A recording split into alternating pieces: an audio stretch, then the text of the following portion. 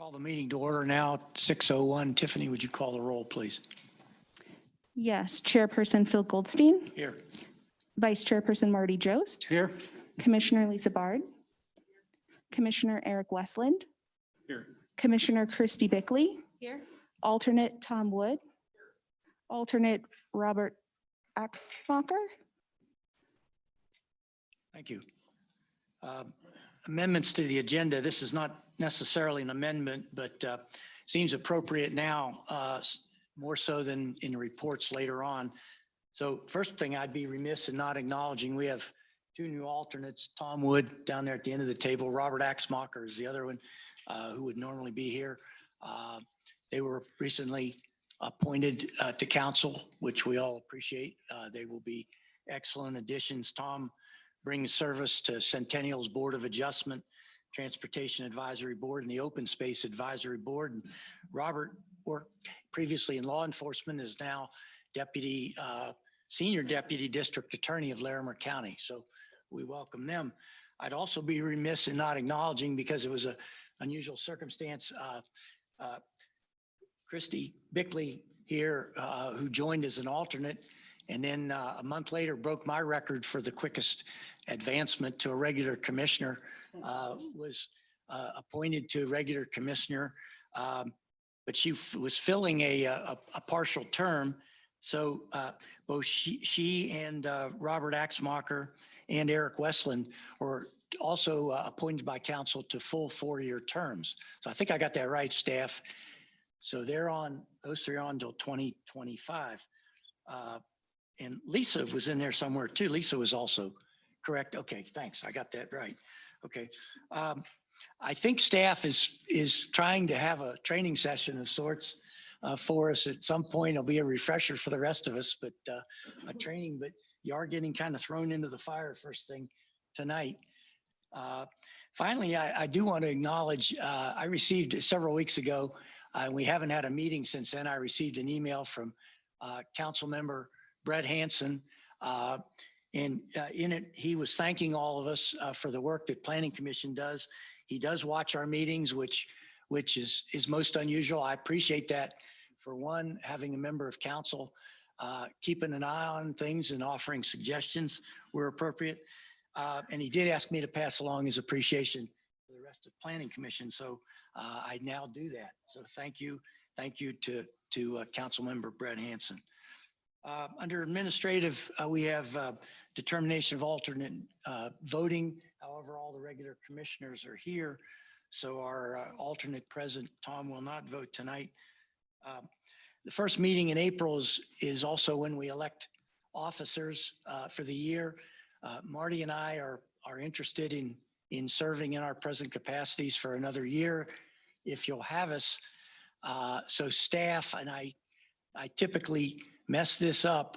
Do I understand what I need? First is a motion to elect Marty Jost as vice chair, a second, and then a vote, and then we move on as well? Yeah, yes, Chairperson. Okay, so with that, I do need a motion to elect for the planning commissioners to elect Marty Jost as vice chair for another year. So moved. Second? Second. All in favor, say aye. Aye. Aye. Opposed? It's unanimous. And I need a motion to elect me as chair for another year. So moved. Oh, sorry, Lisa. And second? Second. All in favor, say aye. Aye. Aye. Opposed? Very good. Thank you. I appreciate Marty on my behalf. Appreciate your vote of support. This is a time for public comment. This is anything that is not on the agenda. Is anybody signed up? Tiffany, are you handling that or somebody else? Yeah, I have those sign-in sheets. Is anybody signed up for general public comment? Possibly Don Zimmerman. I have a yes for general public comment, but I also have item 6C. I just wanted to confirm. Just 6C? Okay, so there's no general public comment. Okay, thank you.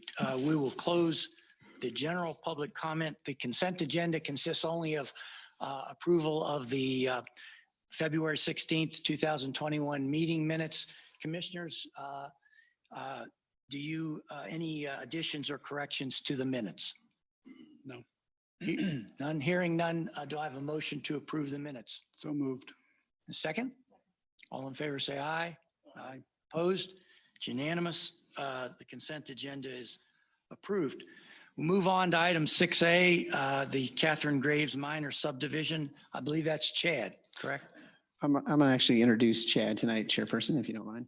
Thank you. Chad Kemper has joined us back in November as a staff planner for the town. And we're going to have him do his inaugural presentation here tonight on this item. And so if there are questions or anything like that, Kevin and I are here to help him out if he gets into over his head. So we'll see how it goes. Very good, thanks. Thank you, Matt, and thank you, commissioners. As you mentioned, this is the minor sub application. The subject property, as you can see, is located west of Latham Parkway, north of East County Road 32, and south of Timnath South and the Summerfields neighborhoods here in Timnath. So essentially, it is in the southernmost portion of the neighborhood. The property consists of 8.9 acres and includes an existing single-family residence and outbuildings. The application proposes to create two parcels or lots from the existing agricultural lot, as you see on the screen.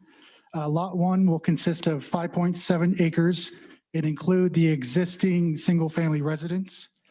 Lot 2 will include 3.2 acres of vacant agricultural land for a future single family residence.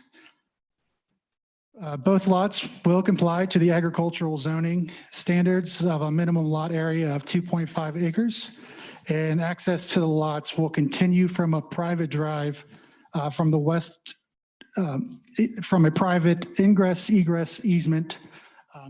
Kevin, if you go to the next one, it shows this shows the plat that shows that said easement to the property. The applicant, Catherine Graves, is here if you have any questions or concerns on this application. Thanks, Chad. Catherine, anything you'd like to add to that? All right, there's an opportunity for public comment, so we'll follow the same protocol here for this as we will for subsequent issues, up to including any that have public comment, which means the next two. So we'll open it to public comment. Has anybody signed up for public comment on this? No. Okay, nobody's, so we will close public comment. We'll bring it up here to the commissioners for questions and include the staff on any questions, any input necessary. You having some trouble there with? I just had one question. Mine's- I don't recall it in that it's the zoning, all that stays the same on it. Yes, that is correct. Okay. All right. Okay. Thanks. So commissioners, other questions on this? Staff, anything else? Good. Wish everything would go this smoothly. Very good. With that, do I have a motion to approve item 6A, the Catherine Graves minor subdivision? Do I have a second? All in favor, say aye. Aye. Opposed? It's unanimous. Catherine, thank you. Item staff, do we need to take a break here while or are we okay? No. No, the last three are down.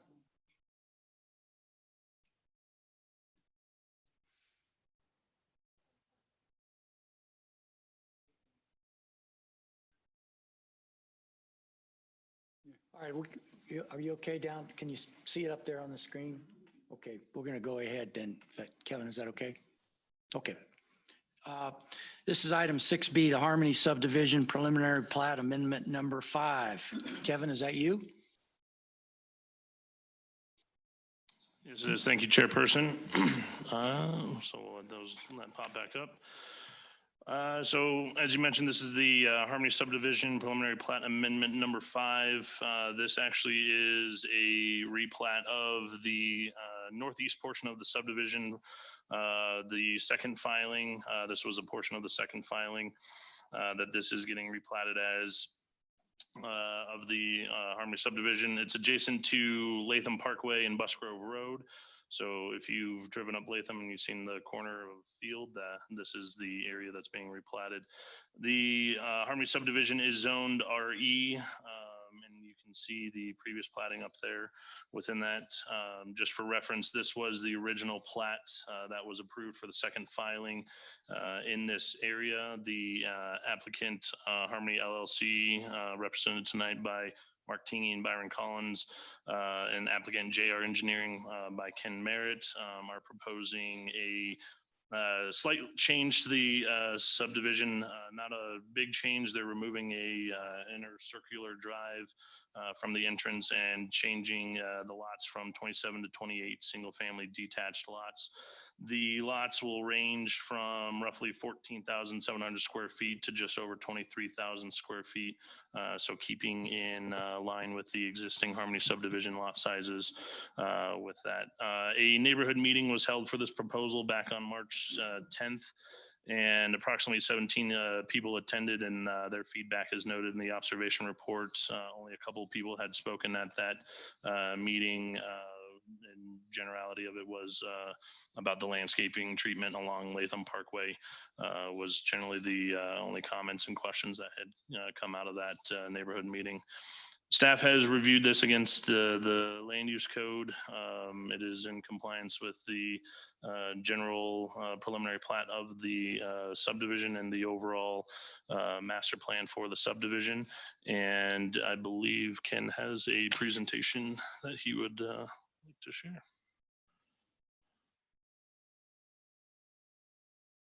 Is it acceptable to present without my mask on?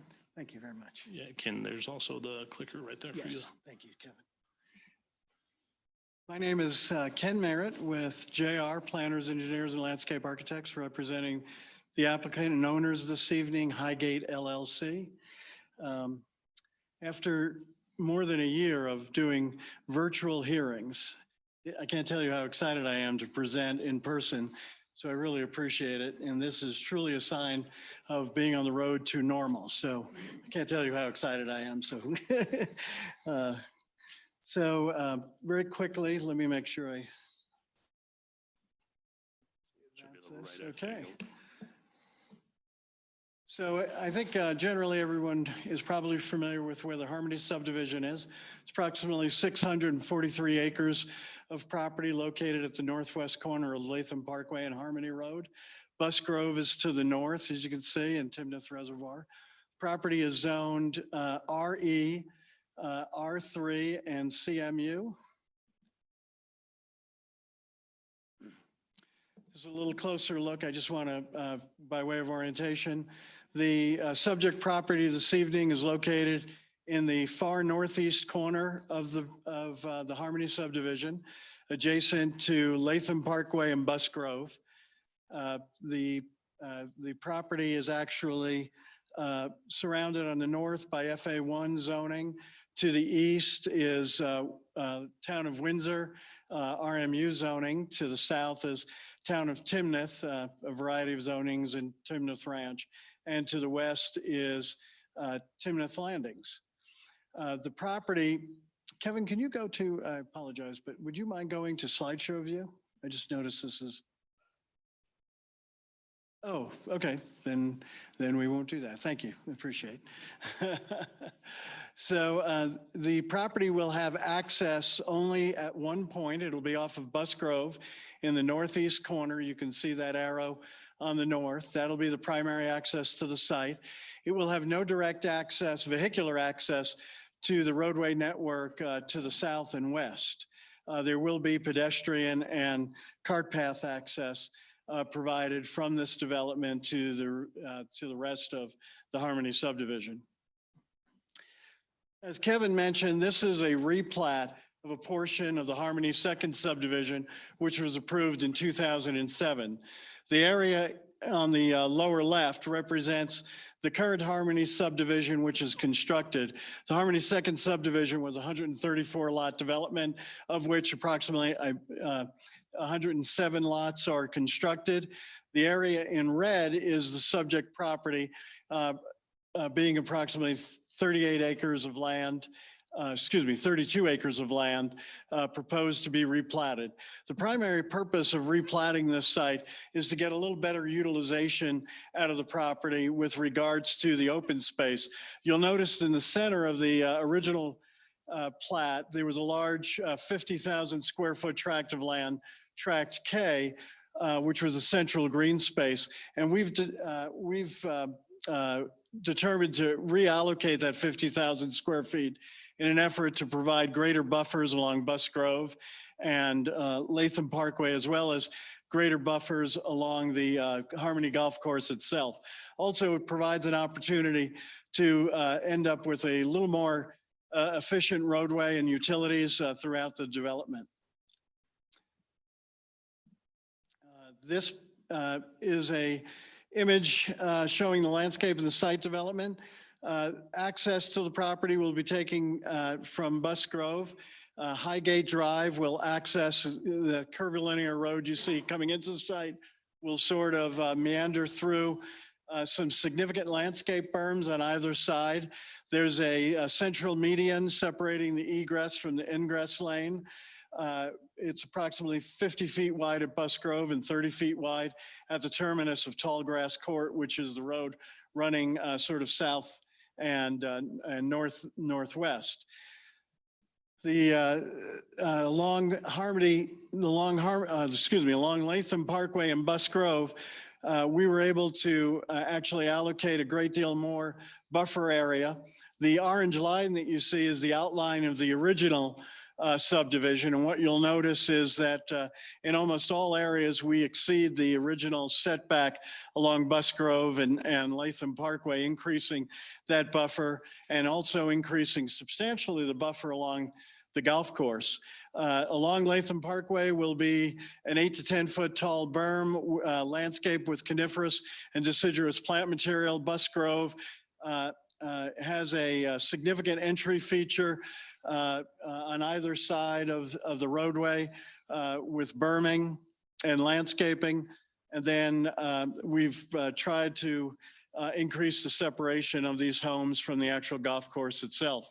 As Kevin mentioned, the proposal is to develop 28 single-family residential lots ranging in size from approximately 14,000 square feet to 23,000 square feet.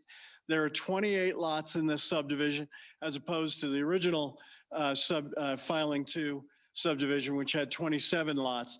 But we were able to increase the open space area by nearly a half an acre over the original subdivision for this portion of the property.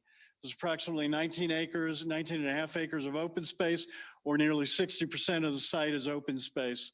As you can see, there are 2 pedestrian and walkway connections, one to the northwest that will provide pedestrian access from the subdivision to the west and connect to the cart trails and public walkways along the interior roadways of the subdivision. And there's also one on the southwest corner that connects to the cart path on the Harmony Golf Course. That concludes our presentation. I'm happy to answer any questions you might have for me this evening. Is there anybody signed up for public comment on this? Nobody signed up. Okay, we open and close that public comment. So commissioners, questions for Mr. Merritt?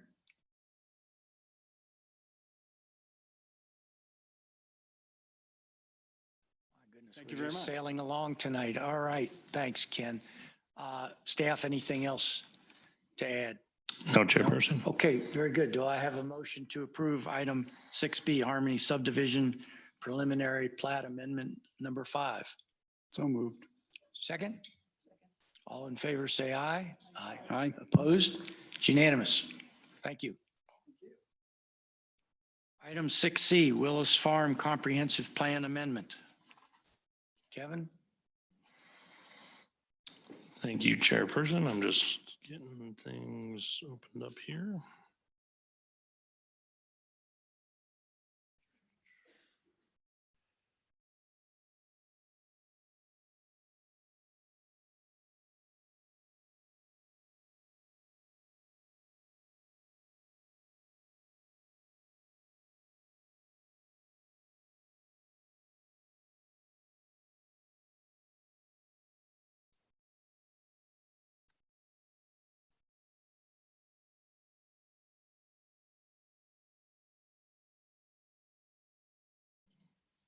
All right, thank you, Chairperson. So this is the Willis Farm Comprehensive Plan Amendment. The owner is Willis Estates LLC, represented tonight by John and Warren Turner. Applicant is TB Group, represented tonight by Jim Birdsall. This proposed comprehensive plan amendment is for the Willis Farm, generally located east or west of Main Street, south of Prospect Road, and immediately north and adjacent to the existing Fisher Farm subdivision, as outlined here in red. The existing property is designated as LDR, low density residential, in our current 2020 comprehensive plan. The applicant is proposing to change the designation from that LDR to E/RC, which is Employment Regional Commercial, for the purpose of developing a business/light industrial park for future employment service development. Within that, staff has gone and reviewed this against the comprehensive plan and has found that this amendment or this request is in substantial compliance with the comprehensive plan for meeting needs of future employment base, diverse job opportunities, and more attractive employers to the town of Timnath. One of the things that staff did find during that review was that their part of the comprehensive plan does call out for buffering, which is where this comprehensive plan amendment is not supported through that, through having buffers between residential and higher intensity uses. There was a neighborhood meeting held for this proposal back on February 3rd of 2021 with approximately 27 people in attendance. That feedback is noted in the observation report, which was in your packet. From reviewing this against the comprehensive plan and the goals and objectives within that, staff, we have found it to be in general compliance with the comprehensive plan. But due to the nature of this request and various alternative positions presented by the comprehensive plan, either in support or not in support of this plan, staff is actually seeking guidance from Planning Commission on a motion to whether they would bring a favorable recommendation to the town council or one of denial or even one with conditions. Through our review, staff would be a lot comfortable with giving a recommendation of approval if there was some type of buffering to the existing county residents to the north by terms of a different designation such as LDR, MDR, or open space to give that adequate buffer per the comprehensive plan goals and objectives. With that, I will turn it over to the applicant, Jim or John. It'll be John to give a brief presentation. Good evening, John Turner, 6379 Crooked Stick Drive in Windsor. Thank you for having us this evening. I'm here with Jim Birdsall, the Birdsall Group, who's also helped with the planning. I thought it'd be important to understand how we acquired the property, our first and second and third steps, and why we're at the position that we're at now. I wrote a letter to the planning commissioner, and it was in your hopefully it was in your package. But we had acquired the site. We had over a 2-decade relationship with the Willis family. And we actually started out with a low density subdivision, and it's in the, I think it's in the packet. I'm not sure if it is or not. So we were going to do an 80-20 plan and just do a low density residential project there. After we submitted to the county, it's my understanding, and staff can comment because I'm not positive what occurred, that the town of Timnath and Larimer County signed an IGA and almost essentially blocked me from doing an 80-20 plan, as it's called, where it's 20% developed, 80% open space. So we presented that to the county. when the town of Timnath did the IGA, it essentially blocked development because the IGA essentially says everything in the GMA will be referred to the town of Timnath.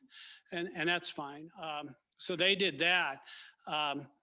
Then we came back in and met with staff, and staff indicated what they would want, or the direction that we would do if, sorry, I thought you were going to say something. What requirements Timnath might have. And they talked about dedicating on County Road 5 additional right-of-way, but also that they wanted McLaughlin to go through. And so as staff started shaping this project pre-annexation for me, I was looking at what the comp plan said, and I'm looking, this property has regional power lines on the southern end of the site, and they're big regional lines, and we got very high groundwater, and they indicated they wanted significant road improvements going all the way up to Prospect on the west, and then to participate on the road, I think it's 40E on the south with the Fisher Farm, and also on County Road 5. Well, I kept thinking, I'm going, geez, this doesn't make a lot of sense financially. Is there something that works? And eventually I came up with the idea, well, you know, it could work there as a business park.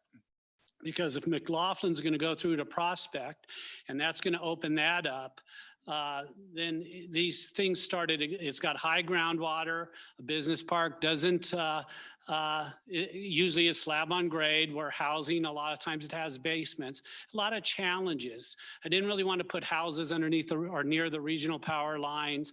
I didn't want to put housing on high groundwater.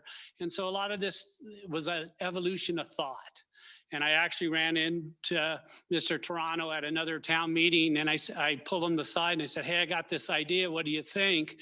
And he and I turned around and go, it's a pretty good idea. And the more I thought about it, it became a really good idea, because this is not unsimilar to the land use south of 392 down to Crossroads on County Road 5. Where Windsor and Loveland have been able to have significant development and business parks, which can help contribute to the tax base. And those are daytime jobs, and daytime jobs are incredibly important to any restaurant user that will open up in the town. I'm not talking fast food, I'm talking real restaurants. They need daytime users. So it's really not that difficult to get people to go to restaurants at night. It's pretty hard to get them to go from 10 in the morning till 5. And that's why daytime employment is critical for the future of the town. So that's what this was. This is an employment idea. This is, so we kept going on. I had since parceled off the ground north of the Lake Canal ditch. So I've created another parcel, and that's preserved the existing home site there, the homestead, which is it's a centennial farm, which means it's been farmed over 100 years.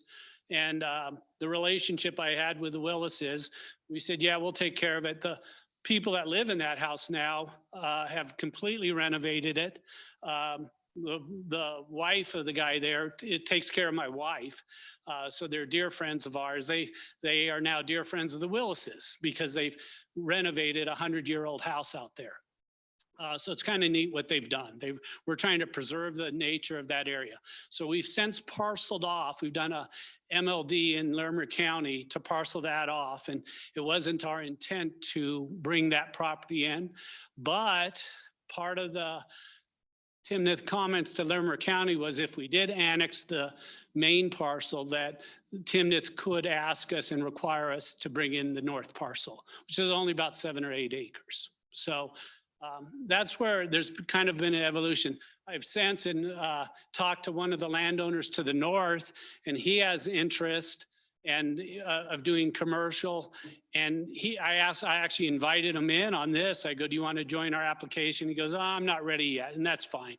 But we looked at the nursery now being potentially commercial. That's abuts our northern boundary, and then it starts to really make sense to look at the commercial potential for Timnath. And if you used a simple light industrial yield for this 70 acres and maybe a 25% FAR, and you use maybe $125 to $150 a foot for building, it's very potentially $100 million business park. So we think it's a really neat idea, and it can merge with some of the properties to the west out to I-25. I even talked to one broker, and we talked about not platting it because it's so attractive as a single parcel that it has the potential to land a significant user. At the neighborhood meeting, there was comments that, oh, that's not feasible, that's not functional. And it's so close to I-25. Prospect's going to get fully improved with a signalized interchange. It has terrific access. It almost has I-25 visibility. And our park probably would produce less traffic than a typical comp plan subdivision that's proposed. And as I indicated in my letter, we tried to catch on the last portion of your comp plan amendment. I actually thought we might have been included in that. We discussed it with staff. We thought we were going to be included as a comp plan amendment last fall, but it was real late in the game and it moved forward without doing that. So that's triggering this request on my part. So we are here to respond to any questions you might have and look forward to trying to come up with a great idea for a pretty special property. Thanks, John. Staff, I got a sense maybe, was there something, I know it would be helpful for us if this is not an inappropriate time for you to speak to the transition to the IGA and everything for the benefit. I probably know a little bit more from coming to council, but for the rest of my colleagues, perhaps speak to what John was saying that might influence this one way or the other. Educate us, if you will, please. I will try, Chairperson.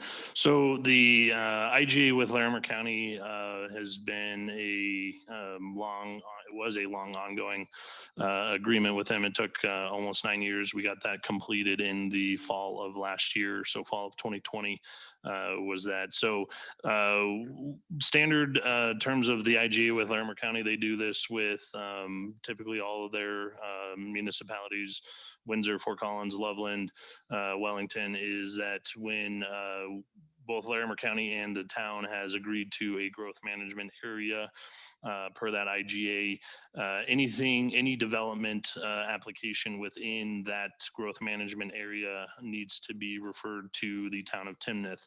If the property is contiguous to the town, then it is our responsibility to try and annex that property to the town of Timnath. If it is not contiguous and not feasible, then there are options for the developer or property owner to develop in the county under Timnath standards for the time being. And typically that comes with what they call an annexation agreement, that if and when that property is eligible for annexation, then the property would annex to the town.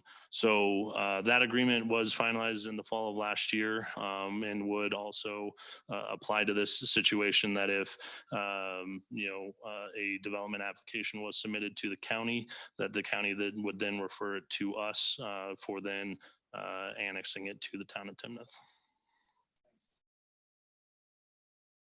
Commissioners, if there's general questions about this, now is probably a good time while it's fresh in everybody's mind. Otherwise, we can circle back, but I'm going to open it up to public comment unless you have questions of Kevin about that general circumstance of the IGA and how that impacts this particular circumstance. I had one on Go there. ahead. So with the IGA like this, so what you're saying is regardless if it's just a residential development, it gets referred back to Timnath. And if we were to say no on this, as in this designation, could they go to the county and do everything under a commercial? So if the way it gets kicked back to the county for allowing the property owner to develop in the county is if Timnath denies a annexation petition. So this is a comp plan amendment change request, not an annexation petition request. So if this application gets denied, It is not an annexation petition. So then the county would still recognize that the developer, property owner can still annex to the town of Timnath and develop under the existing comprehensive plan designation. It would just be at that point if Timnath denied a petition for annexation for that, where the property owner could then go to the county to develop. So to clarify, this property will be annexed or it won't be, or that is very dependent on what the property owner. So Request. per the IGA, they would need to annex to the town. If they decide to not develop, they could stay in the county. At that point, it just when development application is being submitted is when that triggers for annexation. Okay, so this comes logically before the annexation. Yes, the request. comprehensive plan is coming before the annexation just to do the proposed amendment that's at hand. They can annex in the future. They can wait to annex. It doesn't, this application doesn't force them to annex with the town at this time. And I'd like to add something.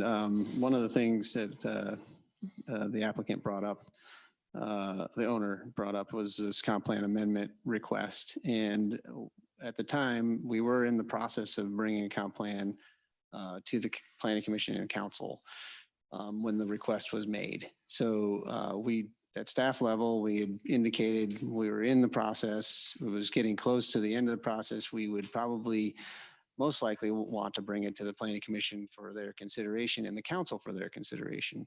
And at the meeting that we were actually where the planning commission was acting on this, the applicant did make a presentation and a request to make the change at that moment. And this planning commission, some of your predecessors, they recommended that the comp plan stay the way it is and not be changed, and that it would go through this comp plan amendment process. And so that's how that was the domino that kept going for that piece. So all that being said is that the comp plan designation that was in place with the plan that was brought forward for planning commission approval and council approval was the way it was with low density residential, and it was not changed in that process. Thank you. Jim Birdsall, do you have anything to add to what John Turner said before I open it to public comment? No,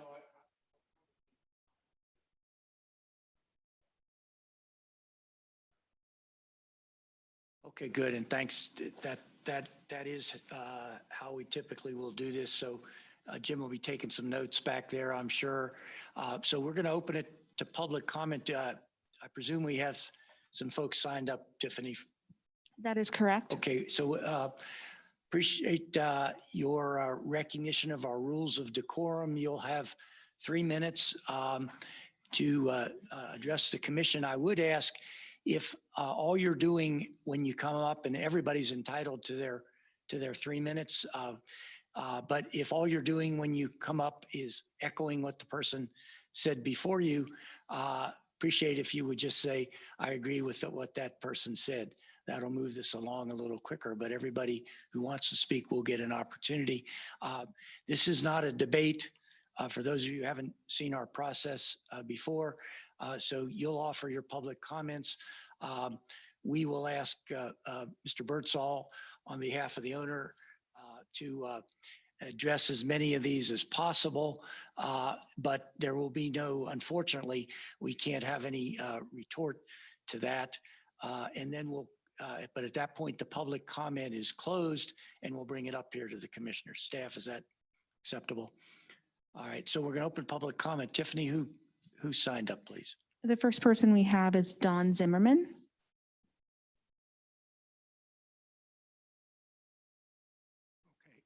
Thanks for the opportunity to make some comments on this really quickly. I first learned about this at the February meeting. There was a number of questions that I had in there that were left unanswered.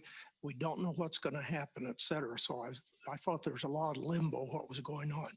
One of the major concerns I had after looking through the code on the ERC classification is that my understanding of those terms as to what would be allowed business was pretty wide ranging, and it was hard to anticipate what might really go into the property. That was point number one. The second point was that on the plot that was provided, the exit would be to McLaughlin Lane to the west. And in the discussion on the third, what I understood that there was a number of questions about who would develop that lane, that property, the street from this property north to Prospect. So again, there was a lot of questions out there. And then the third point that I saw in it, understanding the complexity of what's happened as this developed, as an outsider, it appeared as though we've zoned it for residential. Now we're going to change it. And if the council and the planning commission makes that change, then you're setting a precedent for that to be done with other property all across the area in Timnath on it. So those are the 3 points that I was concerned about. Thanks, Don. Okay, thank you. We'll get Mr. Birdsall up here after everybody's spoken, and maybe he can address some of those, and staff may be able to offer some thoughts as well. Who's next, Tiffany? Randy Stout.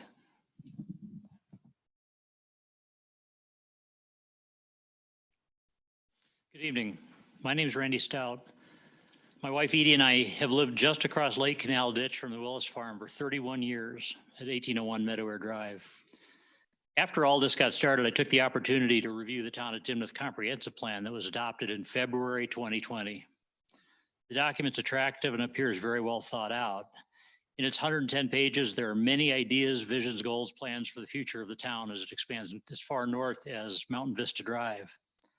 Several things jumped out at me, particularly in the section community-driven vision. In the survey results on page 16 asking, why do you think planning is important for the future? Jobs and employment were not any of the 9 goals. On page 17, the question was, what do you love about the town of Timnath? Small town feel was number 1. Economic opportunity and jobs were third from the bottom and the bottom respectively. On page 18, asking, what would you do to improve the town of Timnath? Of the 12 responses, preserve open ag lands was number 2. Job opportunities was third from the bottom. Page 80 shows the 8 revised land use categories ranging from the least intensive rural residential and low density residential to the most intensive employment regional commercial. The implication throughout the comprehensive plan is that land uses need to be planned so they're transitions, stepped land uses between disparate designations. Nowhere did the comprehensive plan imply that a narrow green space was an appropriate buffer between low density residential and commercial uses. The question that needs answering is, if designating the Willis farm, which is now surrounded on the north, east, and south by low density residential, as employment regional commercial is such a great idea tonight, why wasn't it in the comprehensive plan a year ago? The comprehensive plan got it right. Changing it would be a mistake. Thank you. Thanks, Randy.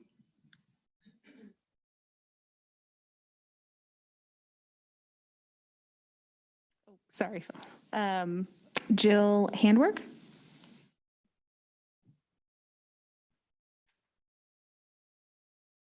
Good evening.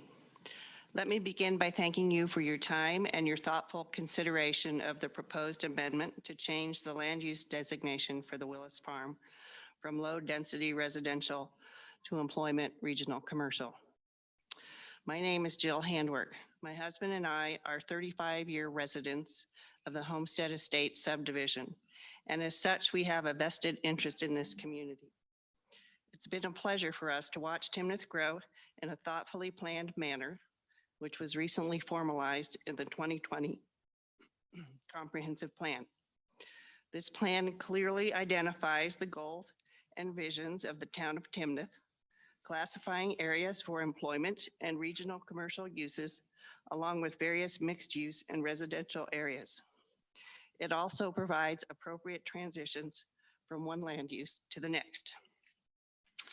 While we recognize that employment areas are necessary to sustain the community, the comprehensive plan also recognizes that residential development will make up the majority of the growth management area. Specifically on page 63, it identifies a framework excuse me, I'm nervous. This is important to me. It identifies a framework for a neighborly cohesive community where higher density uses, including some mixed use areas, are concentrated along Mulberry Street and Harmony Road. Transitions are provided between commercial areas and lower density residential neighborhoods to minimize impacts and promote a high quality of life. And rural residential neighborhoods transition to abutting county uses. The comprehensive plan also provides a vision for a supported small town economy with a framework that supports high quality development with the inclusion of 2 new regional commercial areas and 3 new neighborhood commercial areas, and notes that the future regional employment areas of Mountain Vista and I-25 and Mulberry and Latham Parkway will be ideal locations for large employers or retailers. These visions are further supported throughout the plan. For example, Goal 1.3 states new developments, redevelopments, and infrastructure investments encourage efficient and intentional use of the land to create a livable community. Specifically, Objective 1.3.1 states ensure that zoning changes and proposed developments conform to the comprehensive plan. This does not say that the comprehensive plan be amended to conform to the desires of a specific landowner. As such, we are very concerned that the proposed change for the Willis Farm parcel does not support the visions or meet the goals and objectives of the 2020 comprehensive plan, nor would it serve as a good site for an employment regional commercial area due to the siting of the property, which has only limited frontage on a main arterial road and is sandwiched between 3 rural and low-density residential areas. Respectfully request that you deny the proposed amendment to the comp plan. Thank you. Thank you, Jill. Tiffany? Is it Edie? Edie Stout?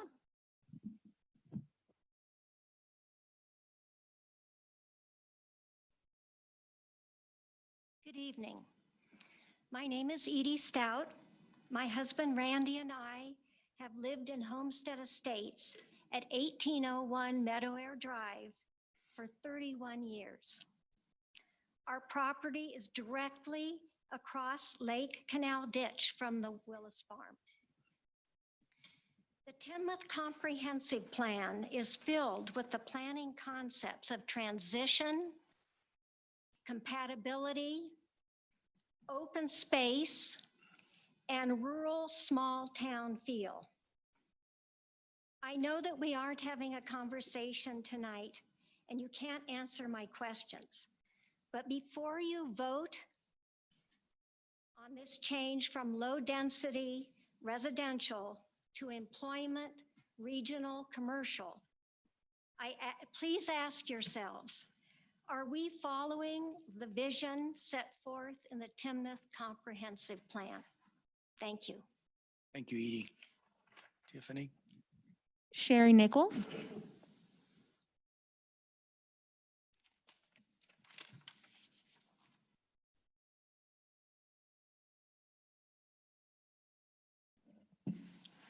Hi, I'm Sherry Nichols, and my husband Barry and I have lived at 1601 Meadowair Drive in Homestead Estates for 40 years.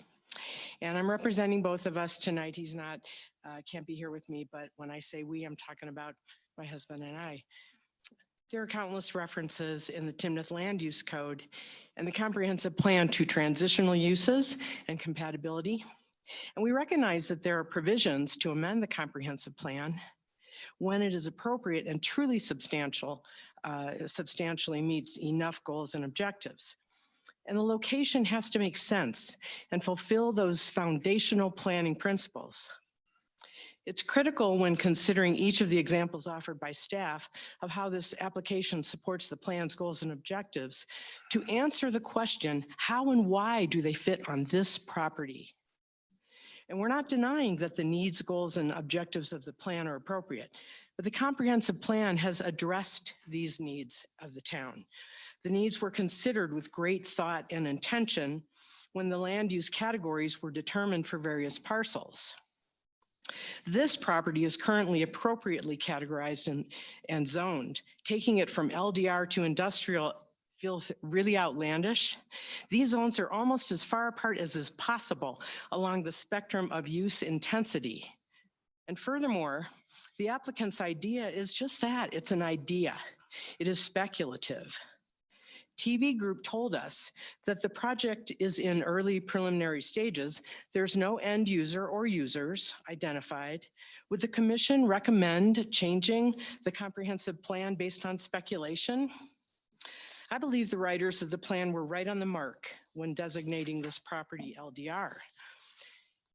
So as we gave the office park idea consideration, with the right design and characteristics, the type of office park the TB Group presented at the neighborhood meeting could be acceptable, even potentially preferable to a residential project.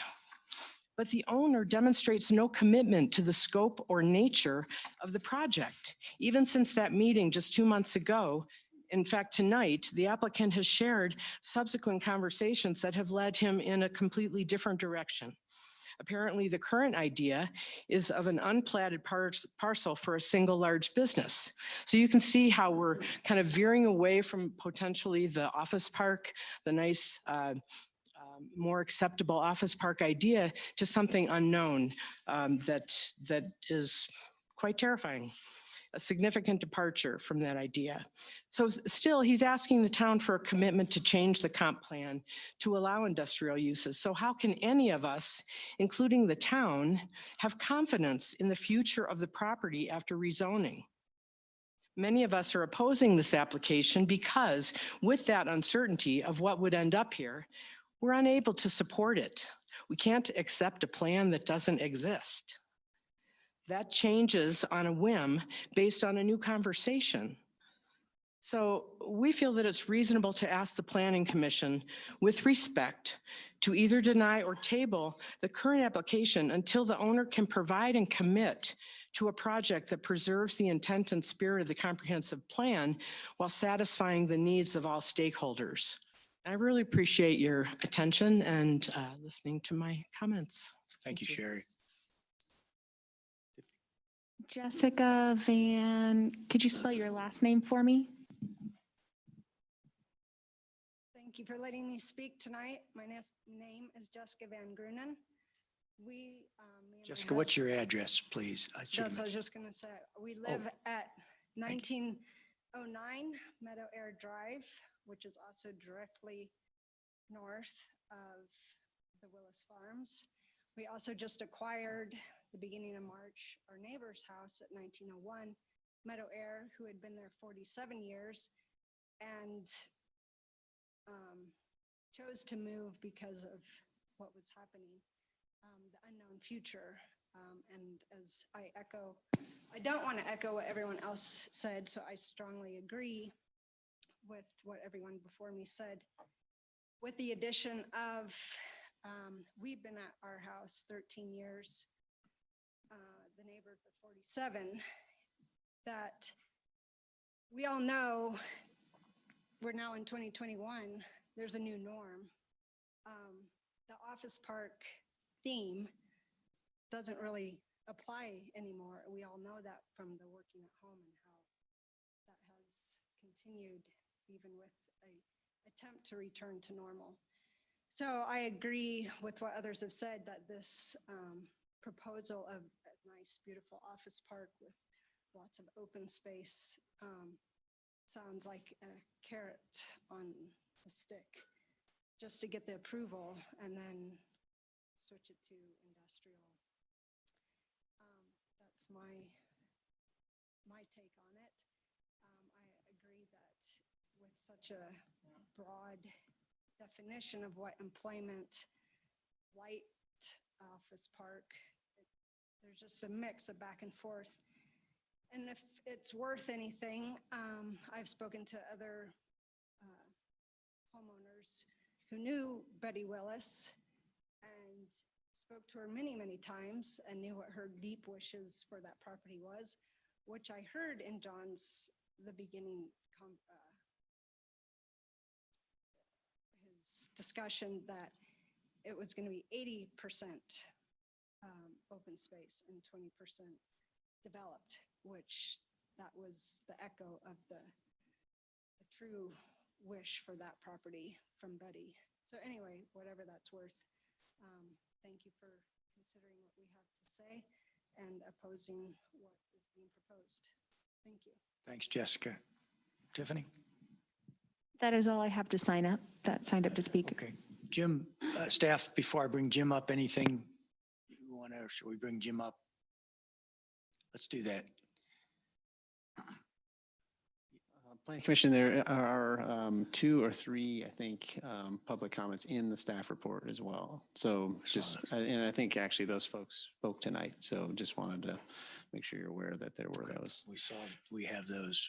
And there's a lot of people here and maybe they didn't sign up, but you may want to ask if there are any additional. Good point. Is there anybody else who did not sign up who still would like to speak? Yes, ma'am. If you could come up, state your name and address, please, for the record. Good evening. I'm Sandy, and this is my husband, Dennis Zickrick. We have been at 1708 Meadow Air Drive for 24 years. And there have been a lot of changes going on in our immediate area, as everyone knows. And we just really feel we do echo the comments of our other neighbors that we don't feel that this change is appropriate for what has already been laid in place. So thank you for the time to comment. Thank you, Sandy. Anybody else? Yes, sir.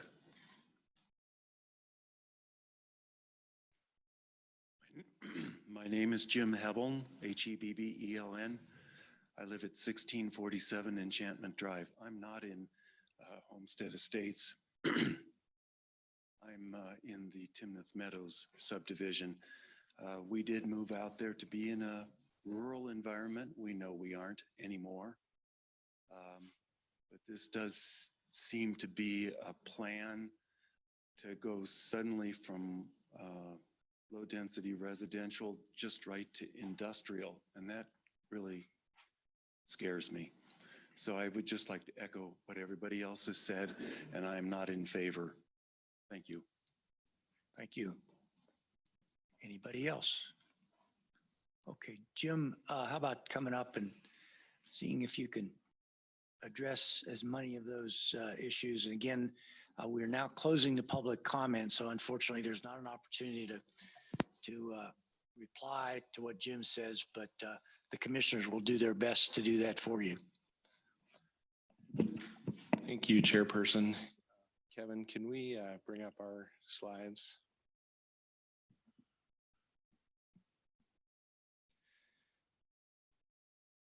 So while Kevin's bringing that up, I just thought I'd share some perspective.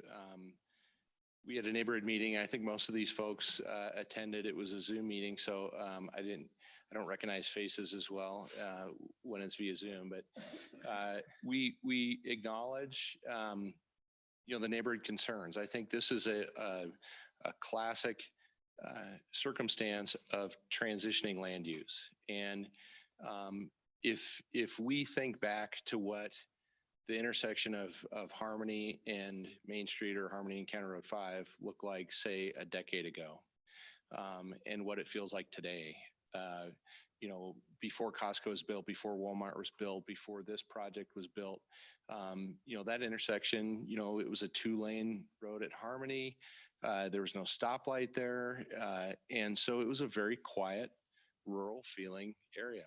And you look at what has happened here at Harmony and Main Street, and I think what you're going to see at Prospect and Main Street is going to be identical to that in certain conditions, right? I mean, there's different land uses where you have the district-wide athletic facility there with the brand new high school, middle school. I actually think there's going to be more commercial opportunities because you don't have the Poudre River floodplain at that intersection. But Prospect and I-25, all 4 corners of that intersection are actively in planning with the city of Fort Collins. You've got dramatically transitioning land use.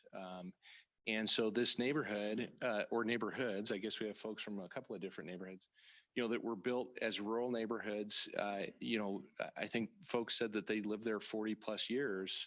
So when those neighborhoods were built 40 years ago, it felt very rural, and it still feels rural today, but that's quickly changing.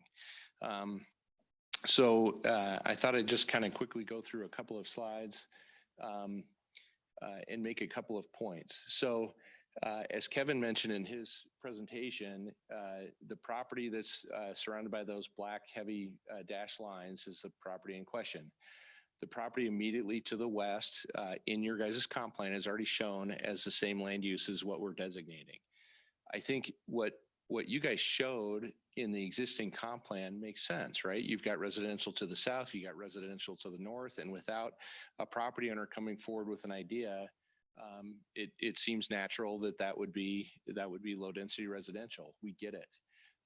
But I think now knowing the transition of land use there, it's not a popular decision, but I think it's an opportunity for us as a landowner, but for you as a community too, to look at this and say, is there a higher, better use, knowing what this is going to look like 5 and 10 and 15 and 20 years from now? Is this an opportunity for a different land use? So a lot of the concerns, sort of repeated concerns, are about compatibility, transition, open space, et cetera, which we totally understand and I think can be achieved through good land use planning.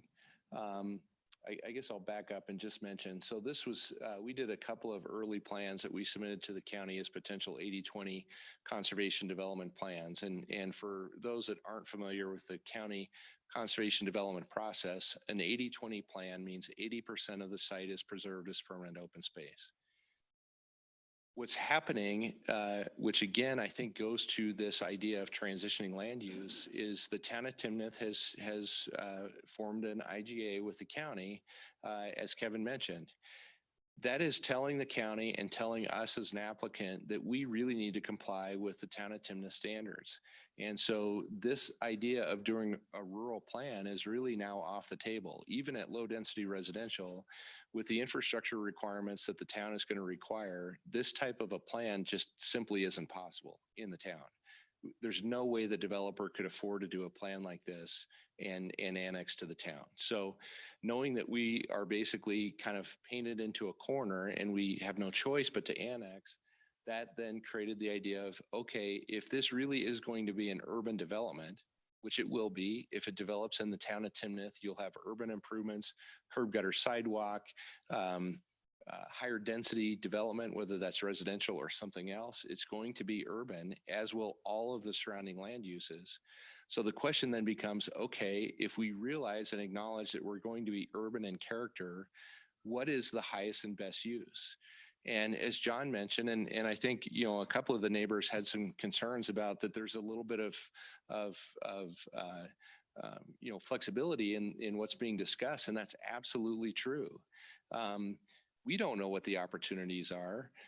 As John mentioned, and I think this again is an opportunity for the town, if you are open to the idea of having this as an employment zone, to have a developer, landowner that's willing to zone property for employment with the relationship that John has with the town, understanding that there's going to be concerns about compatibility and transition, et cetera, that were already brought up. We acknowledge that needs to be addressed with any land use. But for a landowner to be willing to hold property to try and attract a campus type commercial user is a really unique opportunity.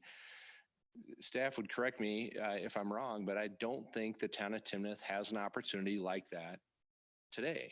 And they don't come along very often to Northern Colorado, but how wonderful would it be for the town to have a significant commercial corporate user? So we think it's an opportunity. We absolutely acknowledge that there's going to be a lot of design needed from a compatibility transition standpoint.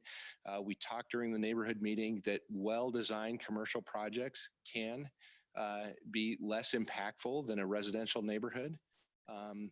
in the sense that if we do single family residential there, the folks that live along the edge of this property are going to have dozens of backyards with trampolines and kids and dogs and housing that could be higher in height with landscape, et cetera, that could block views. So from a compatibility standpoint, well-designed commercial can absolutely be compatible. And we acknowledge that we're going to have to address those sorts of issues if we're able to move forward. John and I spent some time out on site yesterday talking with some of the neighbors. One of the brainstorms was as McLaughlin comes south, assuming McLaughlin connects to Prospect Road, which is a goal of the town, which we understand. Maybe McLaughlin comes internal to the project to take some of the traffic away from some of those neighbors to the west who have some concerns about traffic. So anyway, it's early in the process, very early. I mean, we aren't even approaching the town with an annexation yet. And so this is just the beginning of a discussion of a possibility for a property that we think is a very interesting opportunity for the town. There was a question from Mr. Zimmerman about, wide-ranging uses. I think we're open-minded. If there are specific uses that the town wants or doesn't want within the zone district that we're proposing, we're certainly open to talking about that. There was a question about who would build McLaughlin. That's to be determined. McLaughlin is not existing right-of-way. There are major utilities that go through that corridor.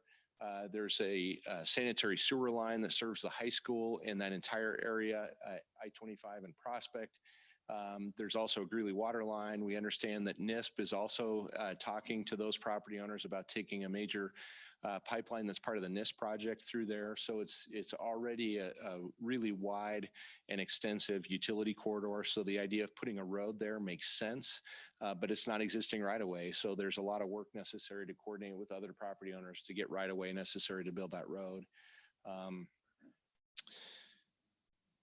So I think I've addressed the questions and concerns.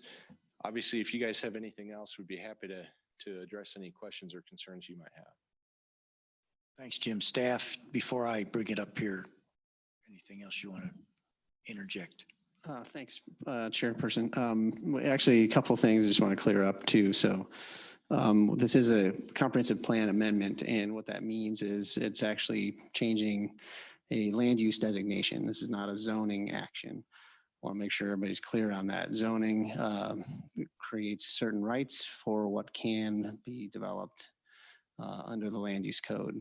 Comprehensive plan is a guiding document. It is that designation gives the runway for that future zoning, but the specific uses come about when the zoning is put in place. When that zoning is asked for and when the annexation is brought forward, there can be at that time conversations about uses that would be appropriate or not appropriate in light of some of the circumstances. So those decisions would be probably at a later date. This comprehensive plan is if you want to think about it, it's like the 30,000-foot view. The property's not even in the town just yet. So we're looking at what the future may hold. The future is played out in a series of steps. So I just want to make sure that's clear. With any development, the requirements for the development are such that that development's adjacent roadways and utilities are that development's responsibility, regardless of how it's situated. So it could be surrounded by roads, and those roads would be that development's responsibility to improve. So, but again, those are decisions that are later in the process. So, but those are things that are come along with a development proposal. So we just got to make sure that understanding some of those financial implications, those are there regardless of whether it was a county development or if it's a town development. Those financial implications of those offsite improvements are necessary for that development to move forward. I think that's it from what I'd like to say about that. I imagine we'll have some other questions for you, but thanks, Matt. That both of those are very helpful. All right, we're going to bring it up here. Commissioners, who wants to go first? I'll offer something after everybody else. has an opportunity. I imagine you do. Go right ahead. So I understand this was kind of borderline between residential and business, with the costs of the infrastructure and things, but why did we go all the way to the ERC and not something in between, something lower impact? I know this is a comp plan thing, but to me, you can't have one discussion without the other. I'm not comfortable approving something that's that open.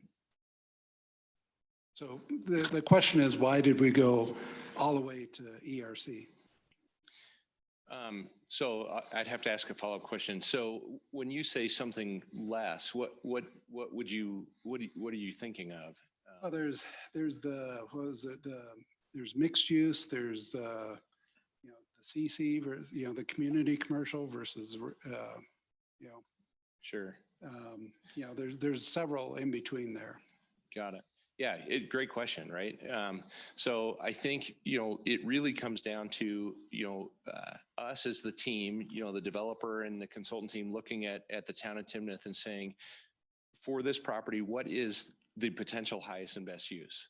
I think one of the neighbors made the comment that it doesn't have a lot of frontage. So for it to be mixed use or retail probably isn't a good fit because it doesn't have frontage onto Prospect Road. It doesn't have a lot of frontage onto Main Street. So developing it as a retail center probably doesn't make a lot of sense. But for an office complex, employment complex, light industrial, it has great access, assuming McLaughlin goes through, fantastic access to Prospect Road and the interstate. And it's in an urbanizing area that has those surrounding services. So if you think about a successful business park, what does it take to be successful? Transportation, utilities, support services, restaurants, retail, convenience store, et cetera, all of which will be developed at Prospect and I-25. So from a highest and best use, that's the analysis that we came up with. Was we thought it was a good fit. And we also looked at the Timnath community and said, what does Timnath not really have a lot of? And employment and light industrial is one of those things that Timnath really doesn't have a lot of, and not a lot of opportunity. John Turner and his team developed Timnath Ranch Industrial. And I should have mentioned this earlier, but Timnath Ranch Industrial is right across the street from Walker Manufacturing. And those are surrounded on all four sides by residential. Very compatible, very successful. And you have a very different types of uses there. The town has a facility there. There's a retail showroom. There's a warehouse or several warehouses. There's self-storage. And then you have a major manufacturing facility in the heart of your community surrounded by residential. And it is very compatible. And so I think this is a similar circumstance where we absolutely acknowledge that there's residential nearby. And we think that we can provide adequate buffering and we think it's a good fit. But in that case, like Walker is buffered by an airport or a runway and a residence and fairly light, businesses, the nursery and things like that. So I guess I was just looking for something kind of, the industrial kind of bothers me a bit of, the office park, things like that. I get, and the fact that this is going to be surrounded, that nursery is probably going to be commercial from the looks of it and most of what's going to be around it. But as you get closer to 25, I would imagine there's going to be more industrial and things like that. But how do we transition this better, as we get back into the community? So that's what I was going for as far as, looking at, with CC or, NC or even B, what limitations would that have? So in regards to that, so the industrial zoning has the uses set up for what they've talked about with business, light industrial. So what Jim was mentioning was Goodman Street over where the old admin building was. That is zoned currently I-1 light industrial. So that's what Jim was mentioning. And those uses that are within there are, a lot of those are only allowed in that light industrial I-1 zoning district. So in a neighborhood commercial, in the community commercial, you're limiting the business and light industrial aspects and focusing on the retail within those districts. Okay.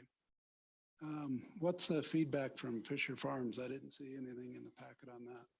I actually got a phone call from the developer of Fisher Farm. From what I got from them, is that they're indifferent on this. They could see the benefits to having businesses across the street that their residents could walk to for work. But they also echo the same concerns as some of the others with, some buffering, to them. So they didn't really have much of a response to this. Okay. And now they bring up buffering. If I remember correctly, buffering in something like this is minimum of 50 feet. So in the land use code, there's not there is the buffer yard requirements. Within that, I would have to double check. This would probably be a buffer yard 60, which is 60 feet from that standpoint. Which would be from with the Fisher to the south, the County Road 42E would take up a lot of that, and there would be then some other landscaping on the north side. From the north, there would be that buffer yard distance as well, which I believe in that last plan that Jim showed, they would be meeting that from that standpoint as well. Okay. One last question, I think, is from what you said before, it sounds like the design criteria for Timnath would carry over to this, right? So correct. It wouldn't necessarily be Harmony corridor type design requirements, but no. Okay. Probably think of something else. I know, and you probably will, and we'll circle back. Other commissioner questions, Lisa? Some of these are kind of random.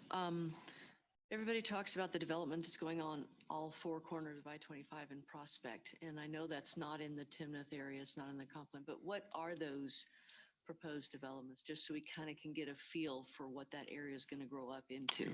I think Jim might know a little Does bit anybody more. know? From what I know is that those four corners are zoned in Fort Collins for commercial for those opportunities, but Jim might know a little bit more. Yeah, so the northwest corner is called Gateway. It's a mix of uses, including industrial, commercial right at the corner, and then they have multifamily and high density single family on the very northwest corner of that property. But the bulk of the property is industrial and commercial. The northeast corner is owned by the White brothers. It's a similar mix of land uses, but very little residential. The bulk of that is also commercial and industrial. The southeast corner is owned by Jeff Hill, Paradigm Properties. It's 100% commercial. And then the southwest corner is owned by CSURF, Colorado State University Research Foundation. The south, about 40% of that is going to be a irrigation research facility. There's a partnership of, I think, 8 universities doing research into creative uses of irrigation technology. And which corner is that? I'm sorry, what? Which corner is that? That's the southwest corner. Okay. And then the bulk of it would be commercial development. And the latest plan I saw was a mix of hotels, retail, restaurants, et cetera.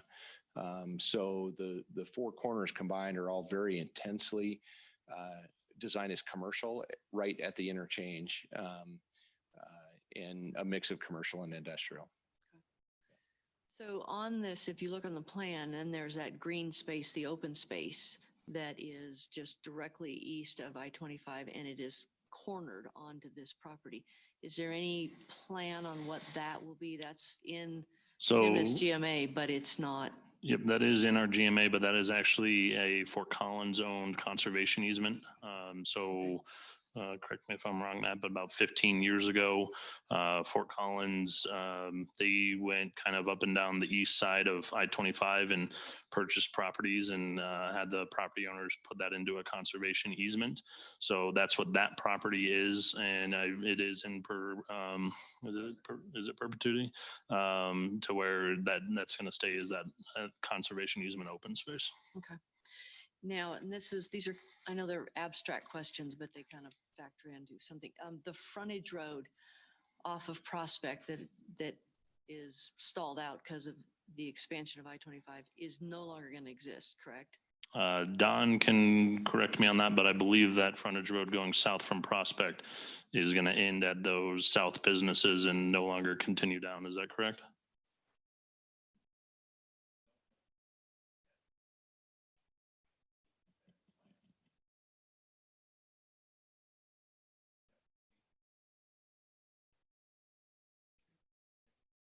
That's okay. Be that one. Wrong button. I got it. Just keep pushing buttons till something works, right? Yeah, I kind of did that. So I'm to the right one now. Anyhow, to answer the question directly, Kevin, I'm not sure. Right now, they're showing that this is CDOT, that the frontage road is going to stay for the foreseeable future. It is their property, so it can go away, when they want to, and we just don't know yet. Okay. I will tell you, if it goes away, there's going to have to be an alternate road pattern and road plan for that whole area. So I don't see it going away soon. That's accurate to my understanding. The frontage road on the northeast corner and the southwest corner have already been devolved is the terminology. So they're basically going away. But my understanding is the one on the southeast, at least currently, I agree with what Don said. I think that's accurate. I think the plan is to keep it. Well, there's businesses and accesses there. Without that, they have no way. I mean, there's nothing. Yeah, they would have to happen. Yeah, they're going to have to come up with an alternate access plan for that. And they don't have to do that now. They can expand the interstate the way they have expected to without having to answer that question. And I guarantee you they'll kick the can down the road here for about 10 more years before they do it. Okay. And again, I'm just asking that for access into this property, which, ways come in. When Marty was asking questions, you said that the design requirements for this property would be different than the design requirements on the Harmony corridor. What would they be, or do we even know that yet? So they would just meet our standard I-1 zoning, if that's what it does end up being requirements. So the Harmony corridor, that was when we did a different overlaid, essentially district for commercial and mixed use properties that fronted Harmony. So this would just need to meet our general industrial land use code district requirements. Okay. My understanding is there is a power line or something across the southern portion of this property. Can you show us where that's at and what its effect on this property is? You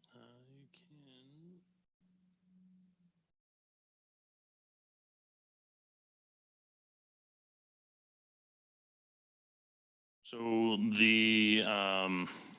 So right here, this kind of lighter gray on the north side of Fisher is County Road 42E. Those power lines are actually just on the north side.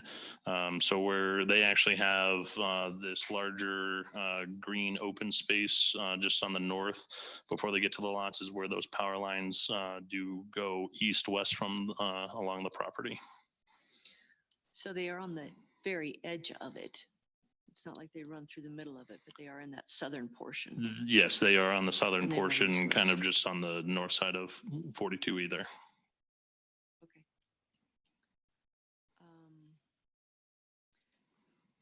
When the property was purchased, did the owner or the purchaser know about the groundwater issues? And were you aware of some of these other things that have now become a problem in what the initial concept for development was? Yeah, but not to the degree that we know them now.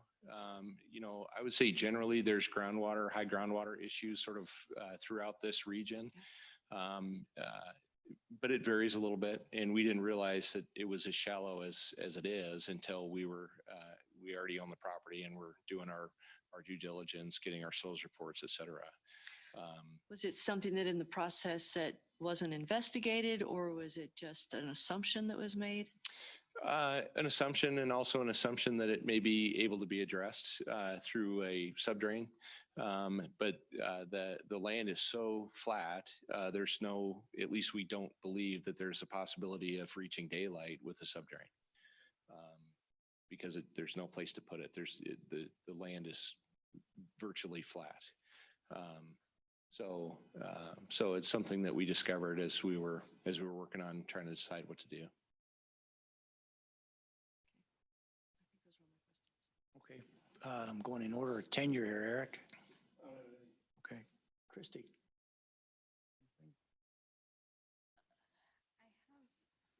Just thoughts, I guess. Sorry, I've got notes in like 3 places. So part of my concern is talking about, well, so we heard that, you know, there's the vision that this could be like Crossroads, but then there's also the vision that could be like Three Bell Harmony.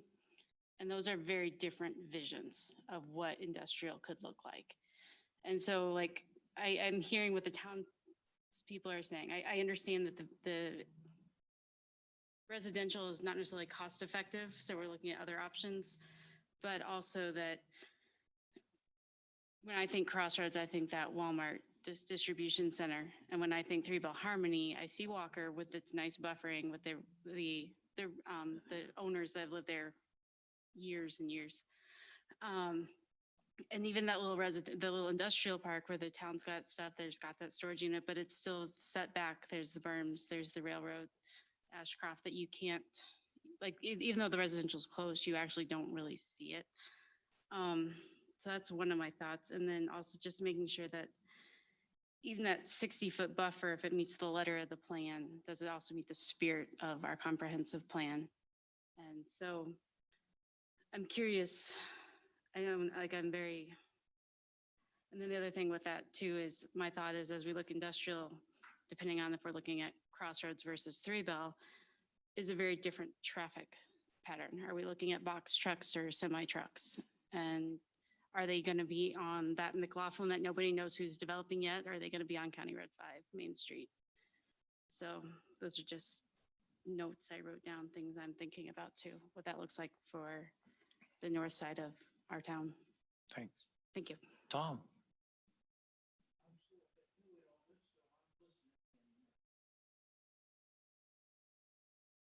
Very good. Commissioners, staff, anything else? I have a couple comments. Matt, any? Okay. My thoughts, first of all, I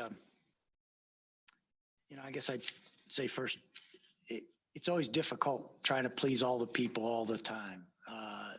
This is the downside of this responsibility. Somebody's usually not going to be happy. Next thing is, speaking to a couple comments that were made, having served on the comp plan committee, we worked for over a year along with Lisa, Marty, and another commissioner who's no longer on the board. The comp plan was always designed to be a living document. There was no doubt that it was going to change. We knew that all the way through. We met every few weeks, and every time we did meet, it was understood, and sometimes examples were shared of what might change as far as the comp plan. So any assertion that it was a static document is incorrect. I'm also aware that it was inevitable. You have a town that has a growth management area that is runs as far north as this one does, rather unusual, a vertical growth management area. It's inevitable that there are going to be developments like what is proposed. There need to be developments like what are proposed. Unfortunately for the residents who live nearby, they do live nearby. However, I would challenge anybody to say in that development to say that they did not know that someday something would be in that development. It was inevitable in an area that's growing as fast as northern Colorado is.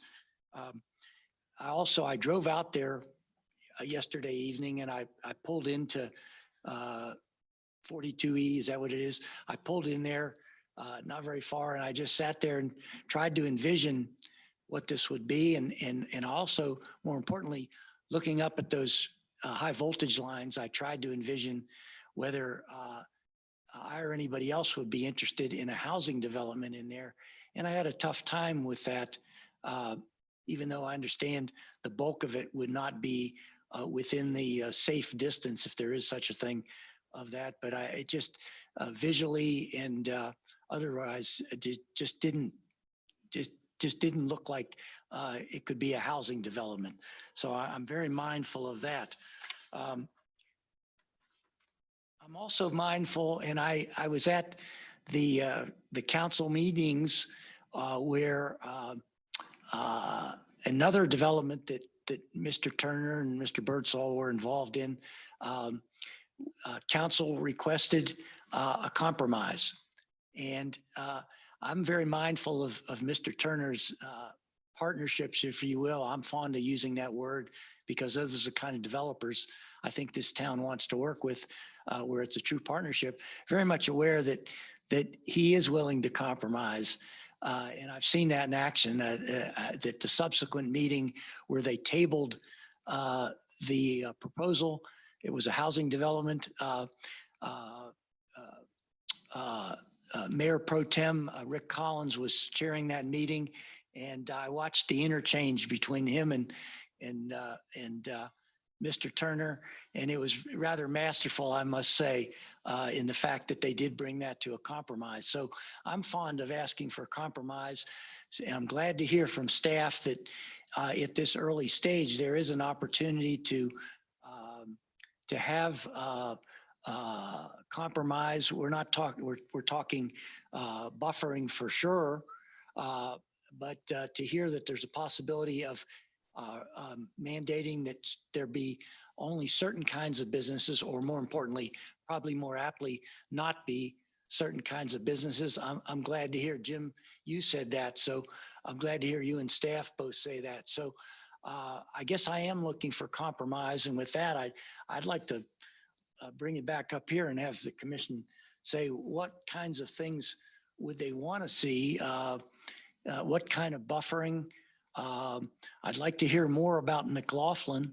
I'm glad to hear that, Matt, I think you mentioned about the developer having an obligation for certain improvements. Is that part of them? Because that clearly would be a better access. What else can staff, Don, maybe you can share, anybody and everybody, and especially the commissioners, what they would want to see in the way of compromise here. Don will answer McLaughlin for you. Yeah, I'll talk about McLaughlin. I might touch on compromise and then throw it back to Matt maybe. But as it relates to McLaughlin, I think it would be, if that property gets developed in the manner that we think it would be, whether it's residential or commercial or industrial that we're discussing, McLaughlin is going to happen. It's going to be a requirement. It's not going to be an if. It's going to have to be completed in one way, shape, or form. Will there be it? These folks don't own 100% of the right of way and everything to prospect. However, the town and the developer would be partners in that situation, and we'd find a way to get that road all the way to prospect because it's needed. Would there be reimbursement agreements and other things that happen along the way? There probably will. So my crystal ball broke at least a dozen years ago, so I don't try to anticipate those things. Okay, as it relates to the compromise, I'll throw it back to Matt in just a second and put him on the hot seat. But what we've got here is a comp plan revision, and we're at the very, very earliest stage of even being able to understand what the compromises might be, in my Okay, but there are many meetings like this ahead of us. There are many meetings, but both here and at the town with the different stages of development and detail that have to happen as this thing goes forward in one form or another. So we're just getting started. Thanks, man. I won't put anything more out than what we have in the staff report, other than to say, we did say some suggestions in there as potential ideas for how staff would get a little more comfortable with a plan like this. Realizing the comp plan does have lots of things in it that, in our minds, support an application like this. And there are a handful of things that actually, as Kevin mentioned at the very beginning, go against something like this. So you can, that document is built to have lots of pathways, but it's kind of like has an intent that you're shooting for. And at the 30,000 foot level, you're painting the town with the growth management of the town at a very broad brush approach. And then when you get to individual properties, you start to look at a lot of the very detailed nuances of those properties and how they interrelate with everything else. So from staff's perspective, we feel like this could actually be a pretty good addition to the town. But there's sensitivity there to existing residents who have been there for many, many years, that were there long before anything was happening in that northern area of town. So it was, so there is a respectful way to handle that. And I think it could actually be done in a way with this plan potentially to actually come to some kind of a pathway that could kind of satisfy, maybe not perfectly satisfy everyone, but it could get to where things might be more agreeable. And that's the nature of compromise. Commissioners, what in that vein now, what else? Lisa, yeah. I think one of the challenges that I have in evaluating all of this is I did serve on the comp plan steering committee, and it was a wonderful process. I mean, I've been in Colorado for 35 years and Timnath for 8.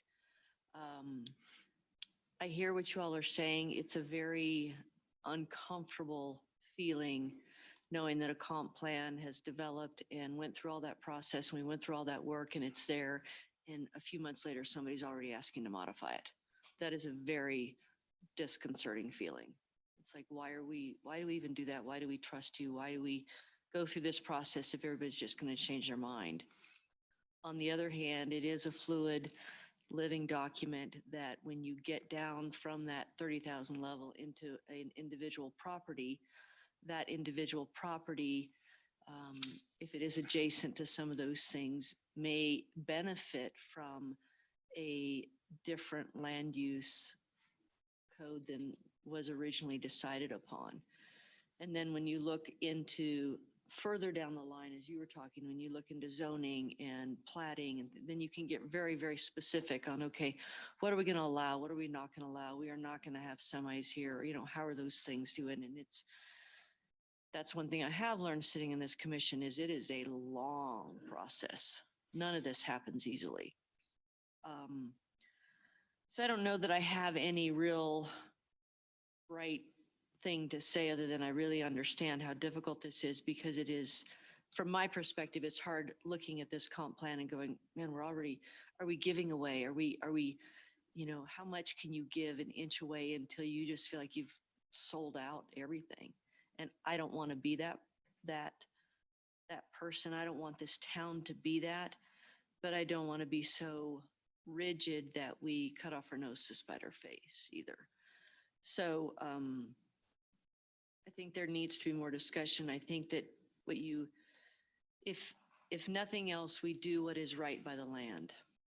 And if this land and this property is better used in a way than a low density residential, but it has to be something that is not an industrial park that we can't tolerate. There's got to be some place in the middle that the land can tolerate and that the people around it who are sustaining and loving that land can do too. I don't know that I have an answer for that yet, but I think that I think we need to work to find that answer. And buffering, yeah, the compromise would be more buffering, would be more talk into it, more agreement on the, developers. If there was to be this, what kind of development can the community and the surrounding people be okay with? I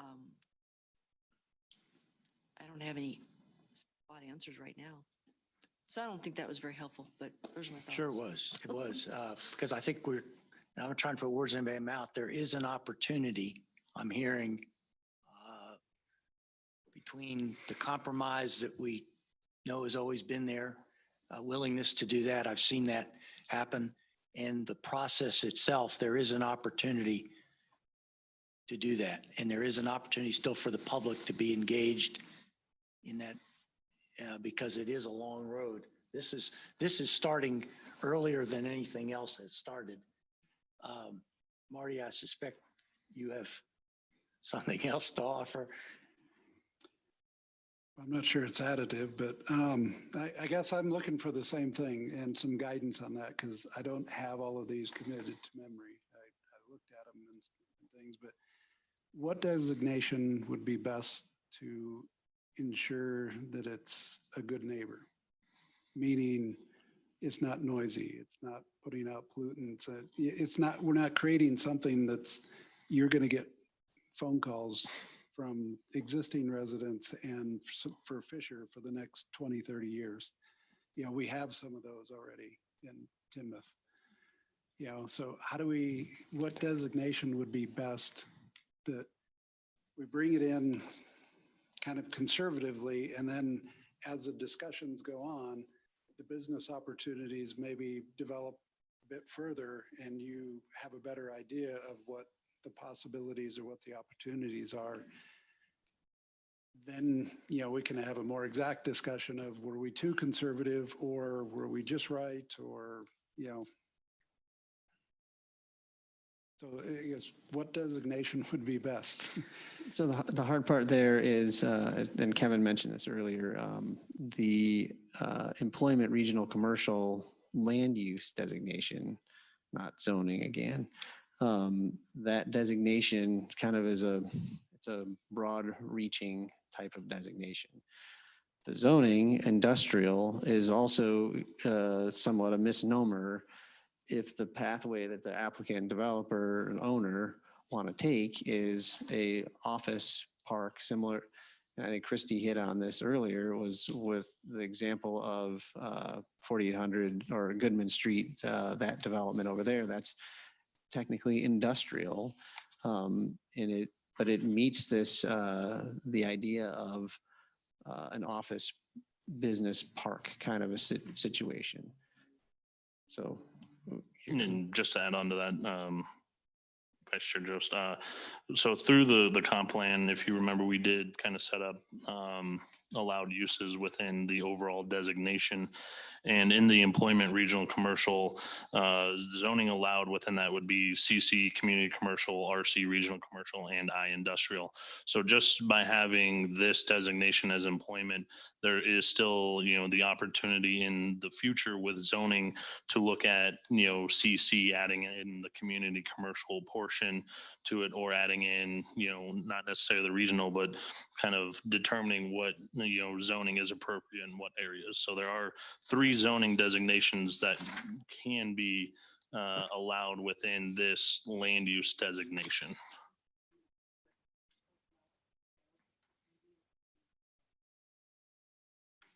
That would be at a future date. That would be, if and when they come forward with, the annexation and zoning, having that discussion of, different zonings, transition zonings, things like that. But there are different zonings that are allowed within this designation of the employment regional commercial.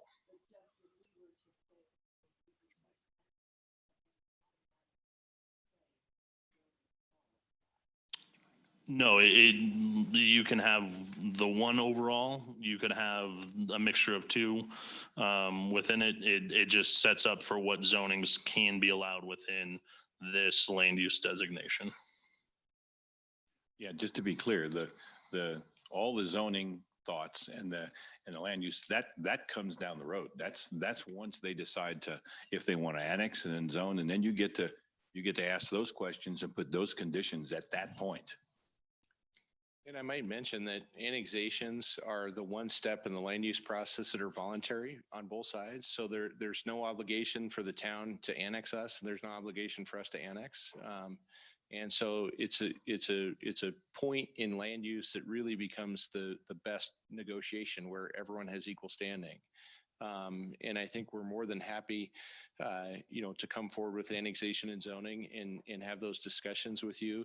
As your chair mentioned, we've done multiple projects here in town. I think we have a longstanding track record of negotiating and working through those issues. Staff mentioned that they had some suggested, conditions, so to speak, moving forward, and we understand them, and we're happy to work through those with them and with you, at the appropriate time.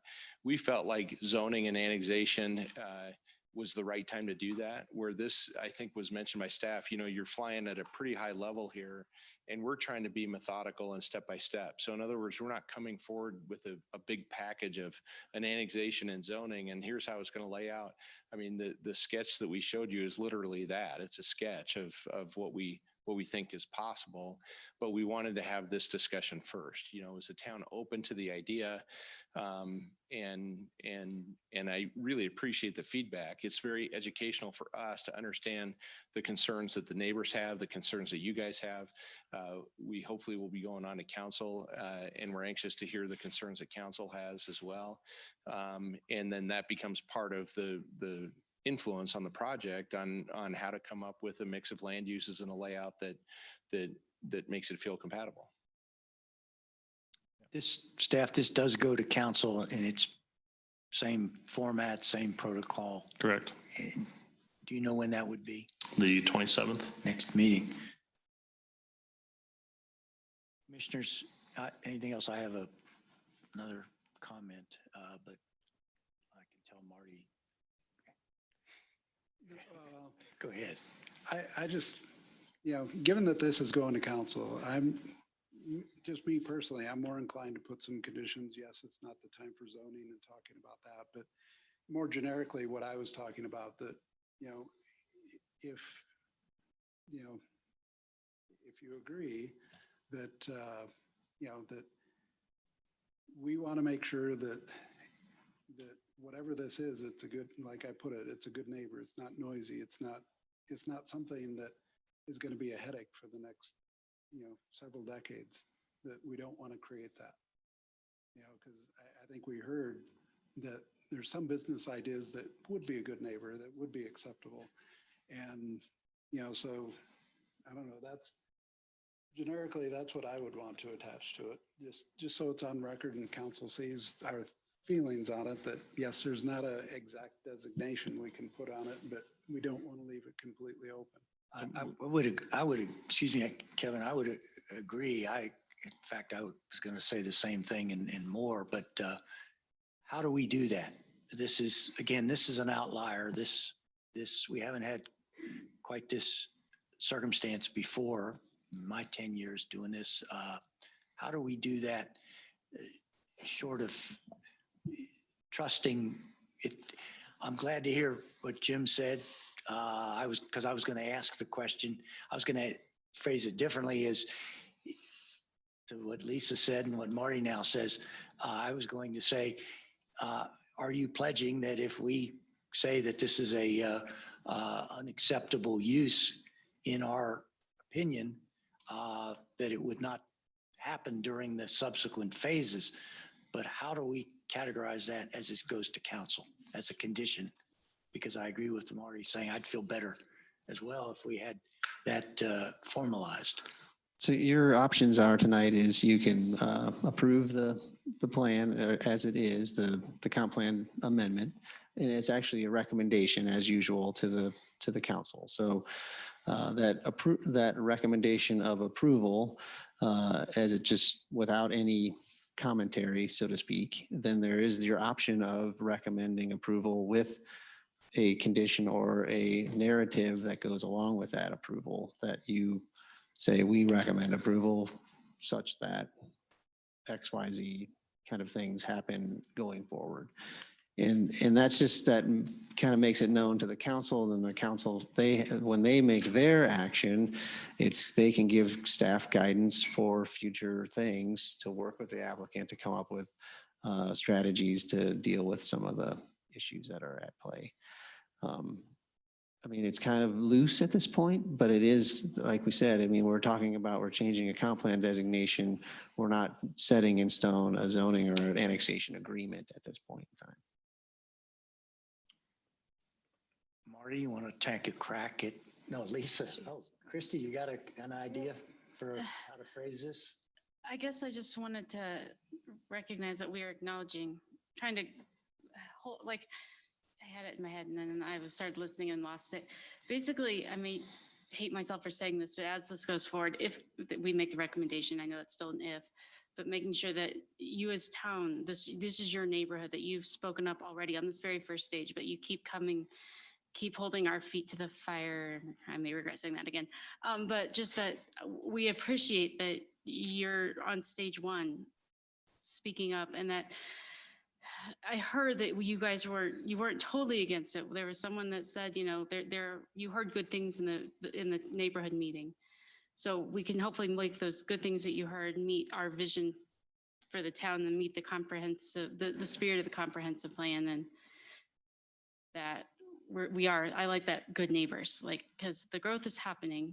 Heck, I've lived here 4.5 years and the growth has happened. So how do we make sure that we continue to be good neighbors to our long-established residents also? Tom, I know you said you were going to listen, but I just have a feeling maybe you've crossed a similar bridge before. You had any suggestions for appropriate language? I guess my feeling is, what if we don't approve it? If we deny this, then what happens? My concern is, if we deny it, we're going to lose control. If we approve it, at least we have some local control here in Timnath that we can try to make things right. But if we deny it and it doesn't happen, it goes up to the county, somebody else is going to decide what happens. And we may not have the ability to make all those things that we'd like to do. So I even though I'm not voting tonight or anything, my inclination would be, this is something that we want to maintain some control over, and however we can do that, we should try. Thanks. Matt, I think you can clarify that. Yeah, the way that, and actually one of the very first statements that Mr. Turner made was true about the IGA with Larimer County being in place. Any application that would go to Larimer County would actually be referred back to the town. So the town would be involved in the decisions and the approvals that go along with any application that comes forward. If it were denied, then it would stay as the land use designation. And again, this is just a recommendation to the council. So the council would actually be the one that makes the decision, whether it's the approval to change the designation or the approval or the denial and to retain the current designation. If it's retained at the current designation, the applicant owner have the opportunity to come in with a plan that meets an annexation, a zoning, and a development plan that meets that land use designation, and then the zoning that therein lies is in alignment with that. Matt, to be clear. Yeah. So, yeah, thanks, Tom. Go ahead. No, just to be clear, if it is denied, it still goes to the council. Yes. Okay. So just to be. It goes to the county, but the county. No. Council said. Yeah, it goes to council. council. Yeah. Yes. So okay, let me go and then you can. I'm writing. Yeah, you're writing this? I've Okay. got ideas. Okay, go ahead. Let's hear yours first and maybe last. So, you can fill in the appropriate words, but the condition that future zoning and uses are compatible with a mixed area, avoiding uses that would create noise or other nuisance.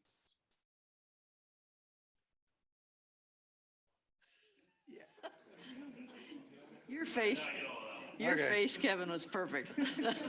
How far did you get? There's a lot there. How far did you get? Let me say, future zoning and uses are compatible with a mixed area.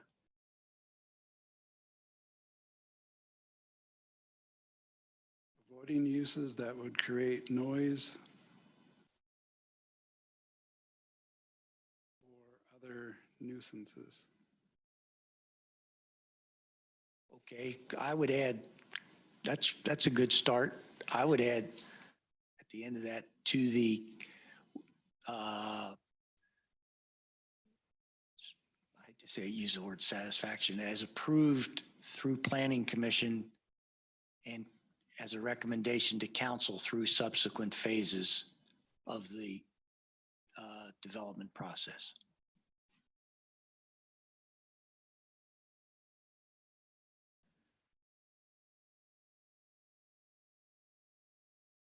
Okay, does that mean that? Getting What? there.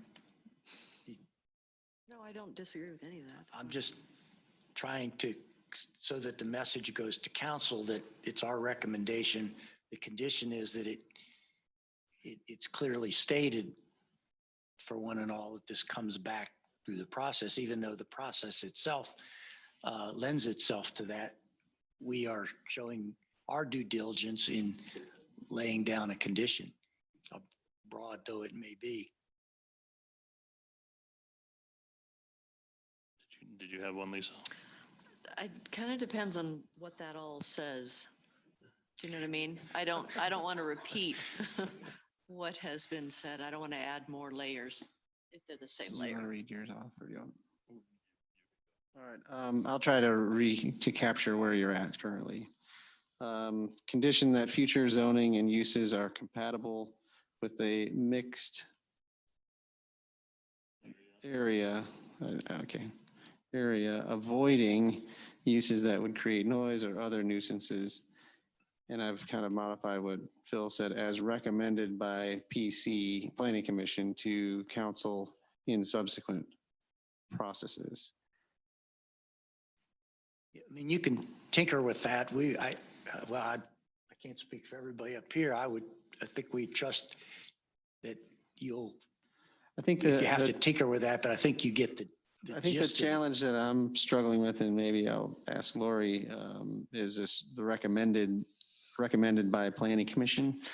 I know that you're our recommending body, so that's what that intent is. So you're going to, in future processes, make recommendations to the council, then the council can weigh those. It's not a mandate, so to speak. It's like That's the intent. Okay, Yeah, all right. I think you know what I mean if I didn't.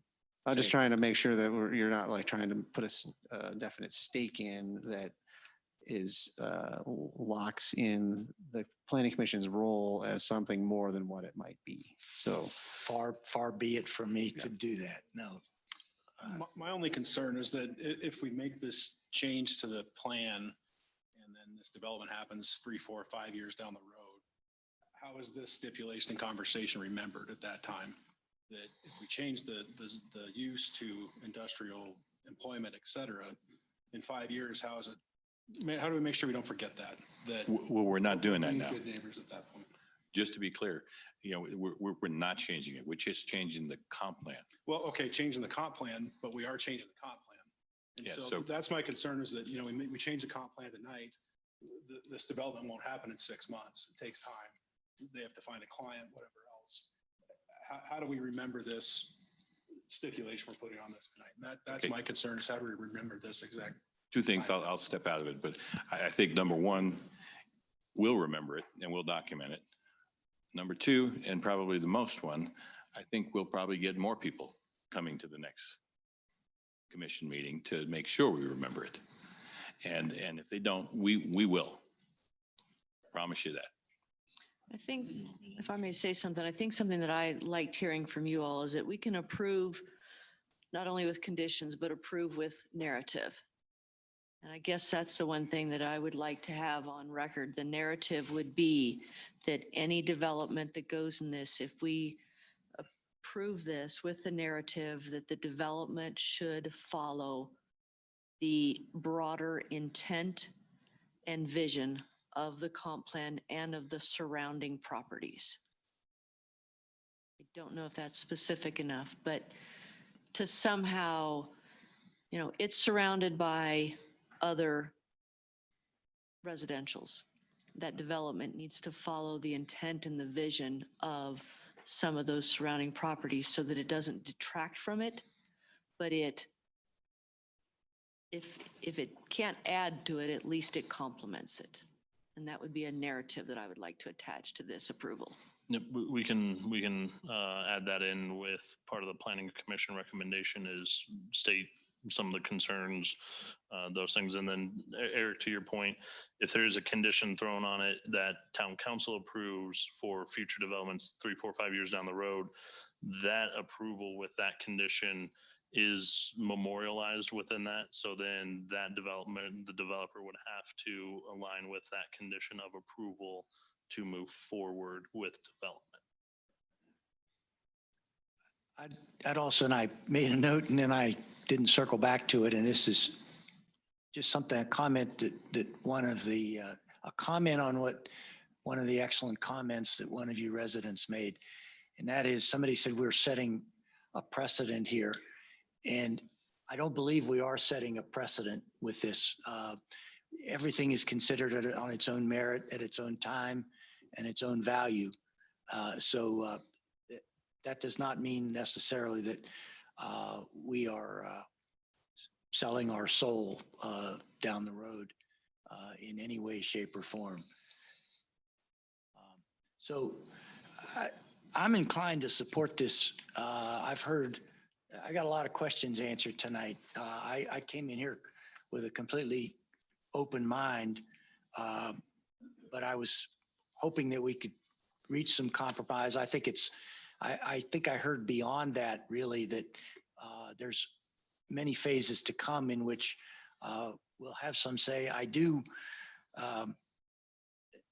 The three things I think that on balance that I find in support of this, I think there's more sections of the comp plan which support this in the excellent write-up that the staff provided.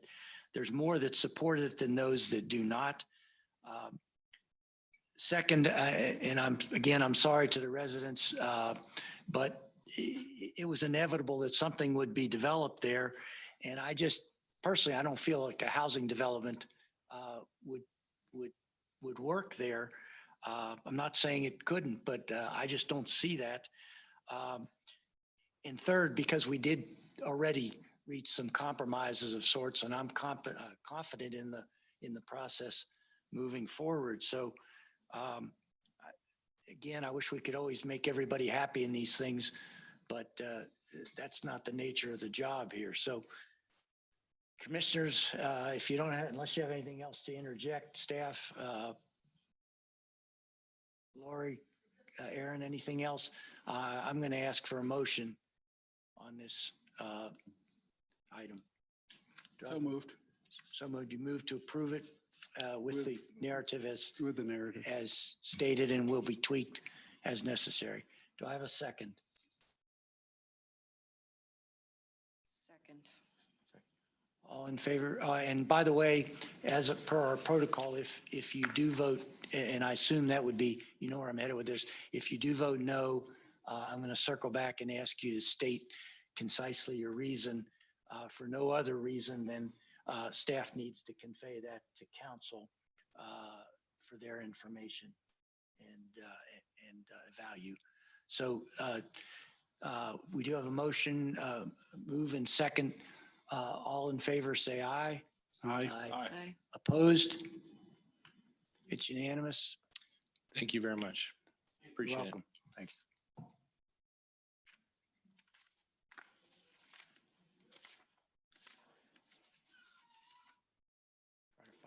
agenda.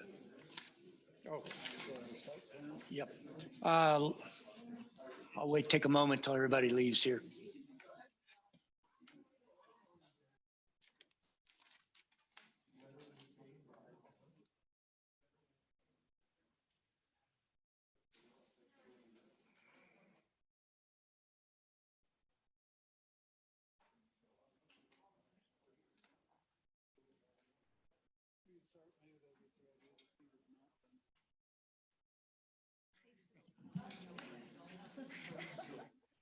I get the M&M with nuts.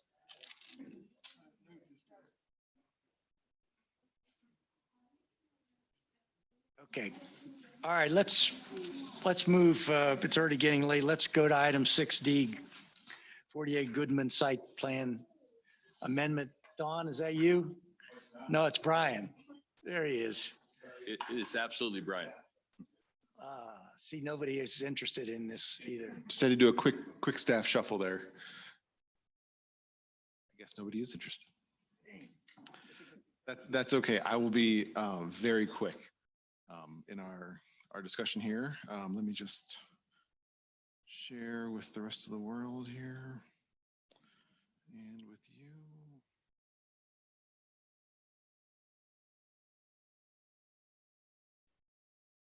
So what we are talking about tonight is the site plan for 4800 Goodman. Some of you are familiar because we used to have our planning commission meetings in that building prior to opening this building. Right now, it's the home of Timnath Public Works and the interim home for the Timnath Police Department. We are working feverishly to get them a new home. So you'll be seeing that plan coming forward probably late summer or fall for the police station. But right now what we're talking about is some additions that we're making to the existing building at 4800. It's really a pretty simple 3,000 square foot building addition. It is in the back of the building. What it consists of is a storage bay and a wash bay. We're really lacking the facility for maintaining our trucks throughout the snow events. They build up a lot of mag chloride and salt on them. We really need to get them washed out along with a lot of our other summer equipment as well. So this is a step in that direction. We've exhausted other efforts trying to contract out or find other facilities where we could perform those services. And while we met with some very, very short-term solutions there, the directive from everyone was you really need to provide this service to the town, kind of in-house. Nobody else really wants us taking our dirty trucks over there and bringing them back clean is really the way it works. So there's the building addition. We're going to make a small adjustment to the fence. Currently, the fence comes back about halfway through the building. We're going to move that up flush, or with the approval of the site plan, we're going to move that up flush to the front face of the building to match the southern fence line. And then we're going to do some paving in the back. The site plan that you would be approving tonight includes all of the paving we'd like to do. We're pricing that right now. That might be installed in phases as funds are allowed. I'm happy to answer any questions about the building or the site plan that we're modifying. I thought this already came to council. The contract for construction went to council. So that was the contract for the building construction. This is actually the site plan approval. Aren't we putting the cart before the horse here? I thought that we'd turn this down. I don't think, commissioners, but what? There was in the planning phases of this, there was some discussion about whether or not this was an administrative site plan amendment or it was a plan amendment that we wanted to bring forward to the planning commission. We determined that it would be safer to just bring the plan amendment through the public process in case there were any concerns or questions about it. With an abundance of caution, we didn't want any public to be able to look at us and say that we circumvented the process that anybody else would have to go through. No, I wasn't implying as such, but I was just. I know you weren't. I was just curious. Just wanted to let you know I was paying attention at the council meeting too. Yeah, they did give us the paving that Brian was talking about. They let us go with the building, but we have to bring the numbers back for the paving to make sure we're under the budget that they've given us. So, what do you guys expect the longevity of this building is at the growing town and growing public works department? Obviously, that just out of curiosity, and maybe it's not the place to ask the question on No, it's, it's a good question. I mean, it's a metal building, but, I expect it to last 40 plus years at least. And I guess I was more, when will the town public works department outgrow? I'm not sure. Okay, I think there will be satellite facilities for equipment to be located in other areas, specifically park equipment and things like that, that would be located in a different location. I see this working for our public's work folks for at least 15 years. And we have an opportunity to potentially purchase some other property to the north if we get that. But this is the type of a facility that's going to last a long time, and we can satellite components of the public works in other areas of the town in the future. Perfect. Thanks. And Brian added, yeah, in the plan, he actually shows a future building in the back. So, so the approval here, the approval tonight would actually set the stage for, you wouldn't have to come back actually for a future approval, but it actually has an additional building that would be sitting in the back of the yard for equipment that can be stored out there. Yeah, one of the other, you didn't ask this question, but I'm going to tell you anyhow. If we didn't have the IGA with the city of Loveland, who does all our maintenance for all our trucks, that would be a different answer. Okay, but because we have that, this will elongate this building significantly. And there are other improvements that we can make to the building. So it's the existing building is a metal building as well. There are other expansion internal to that. Once the police department has their new facility, there's the potential we could put a couple bays into the existing space that's offices and things. So if we wanted to have some more conditioned garage space, there's the ability to kind of retrofit that building in some ways as well.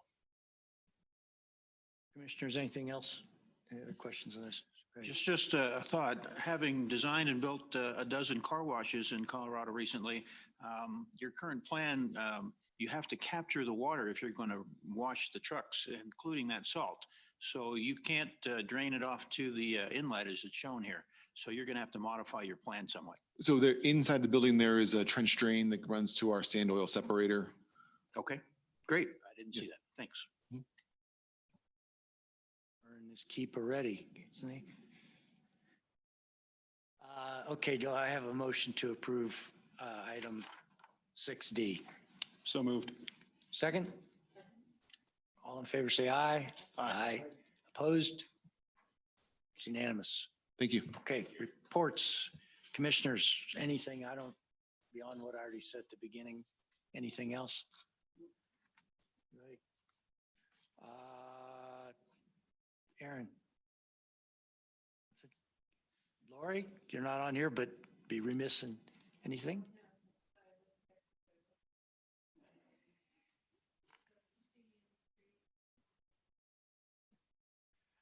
Planning? Chairperson, you mentioned at the beginning, we were going to do some refresher course, and I'm still, we're working on finding a date for that. So we'll be keeping you posted now that we have our full contingent of planning commissioners. We'll be ready to have that. It'll be probably a work session at a normally scheduled time that we wouldn't have any other action items. So it wouldn't really be outside of your normal expectation. It might be a little longer, but tonight was pretty long. So it might be about the same as tonight's type of thing. So. Well, I can't speak but for. a little more entertaining, probably. More entertaining. Oh my! I can't speak for our absent new alternate, but I can speak for our two newest members down here. They certainly earned their keep tonight. Seem to be up to speed anyway, but I'm sure we'd all welcome an entertaining refresher or introductory course, as the case may be. Dawn, anything? All right. Do I have a motion to adjourn? So moved. Second? All in favor, say aye. Opposed? We're adjourned. Thank you all. Good job, everybody.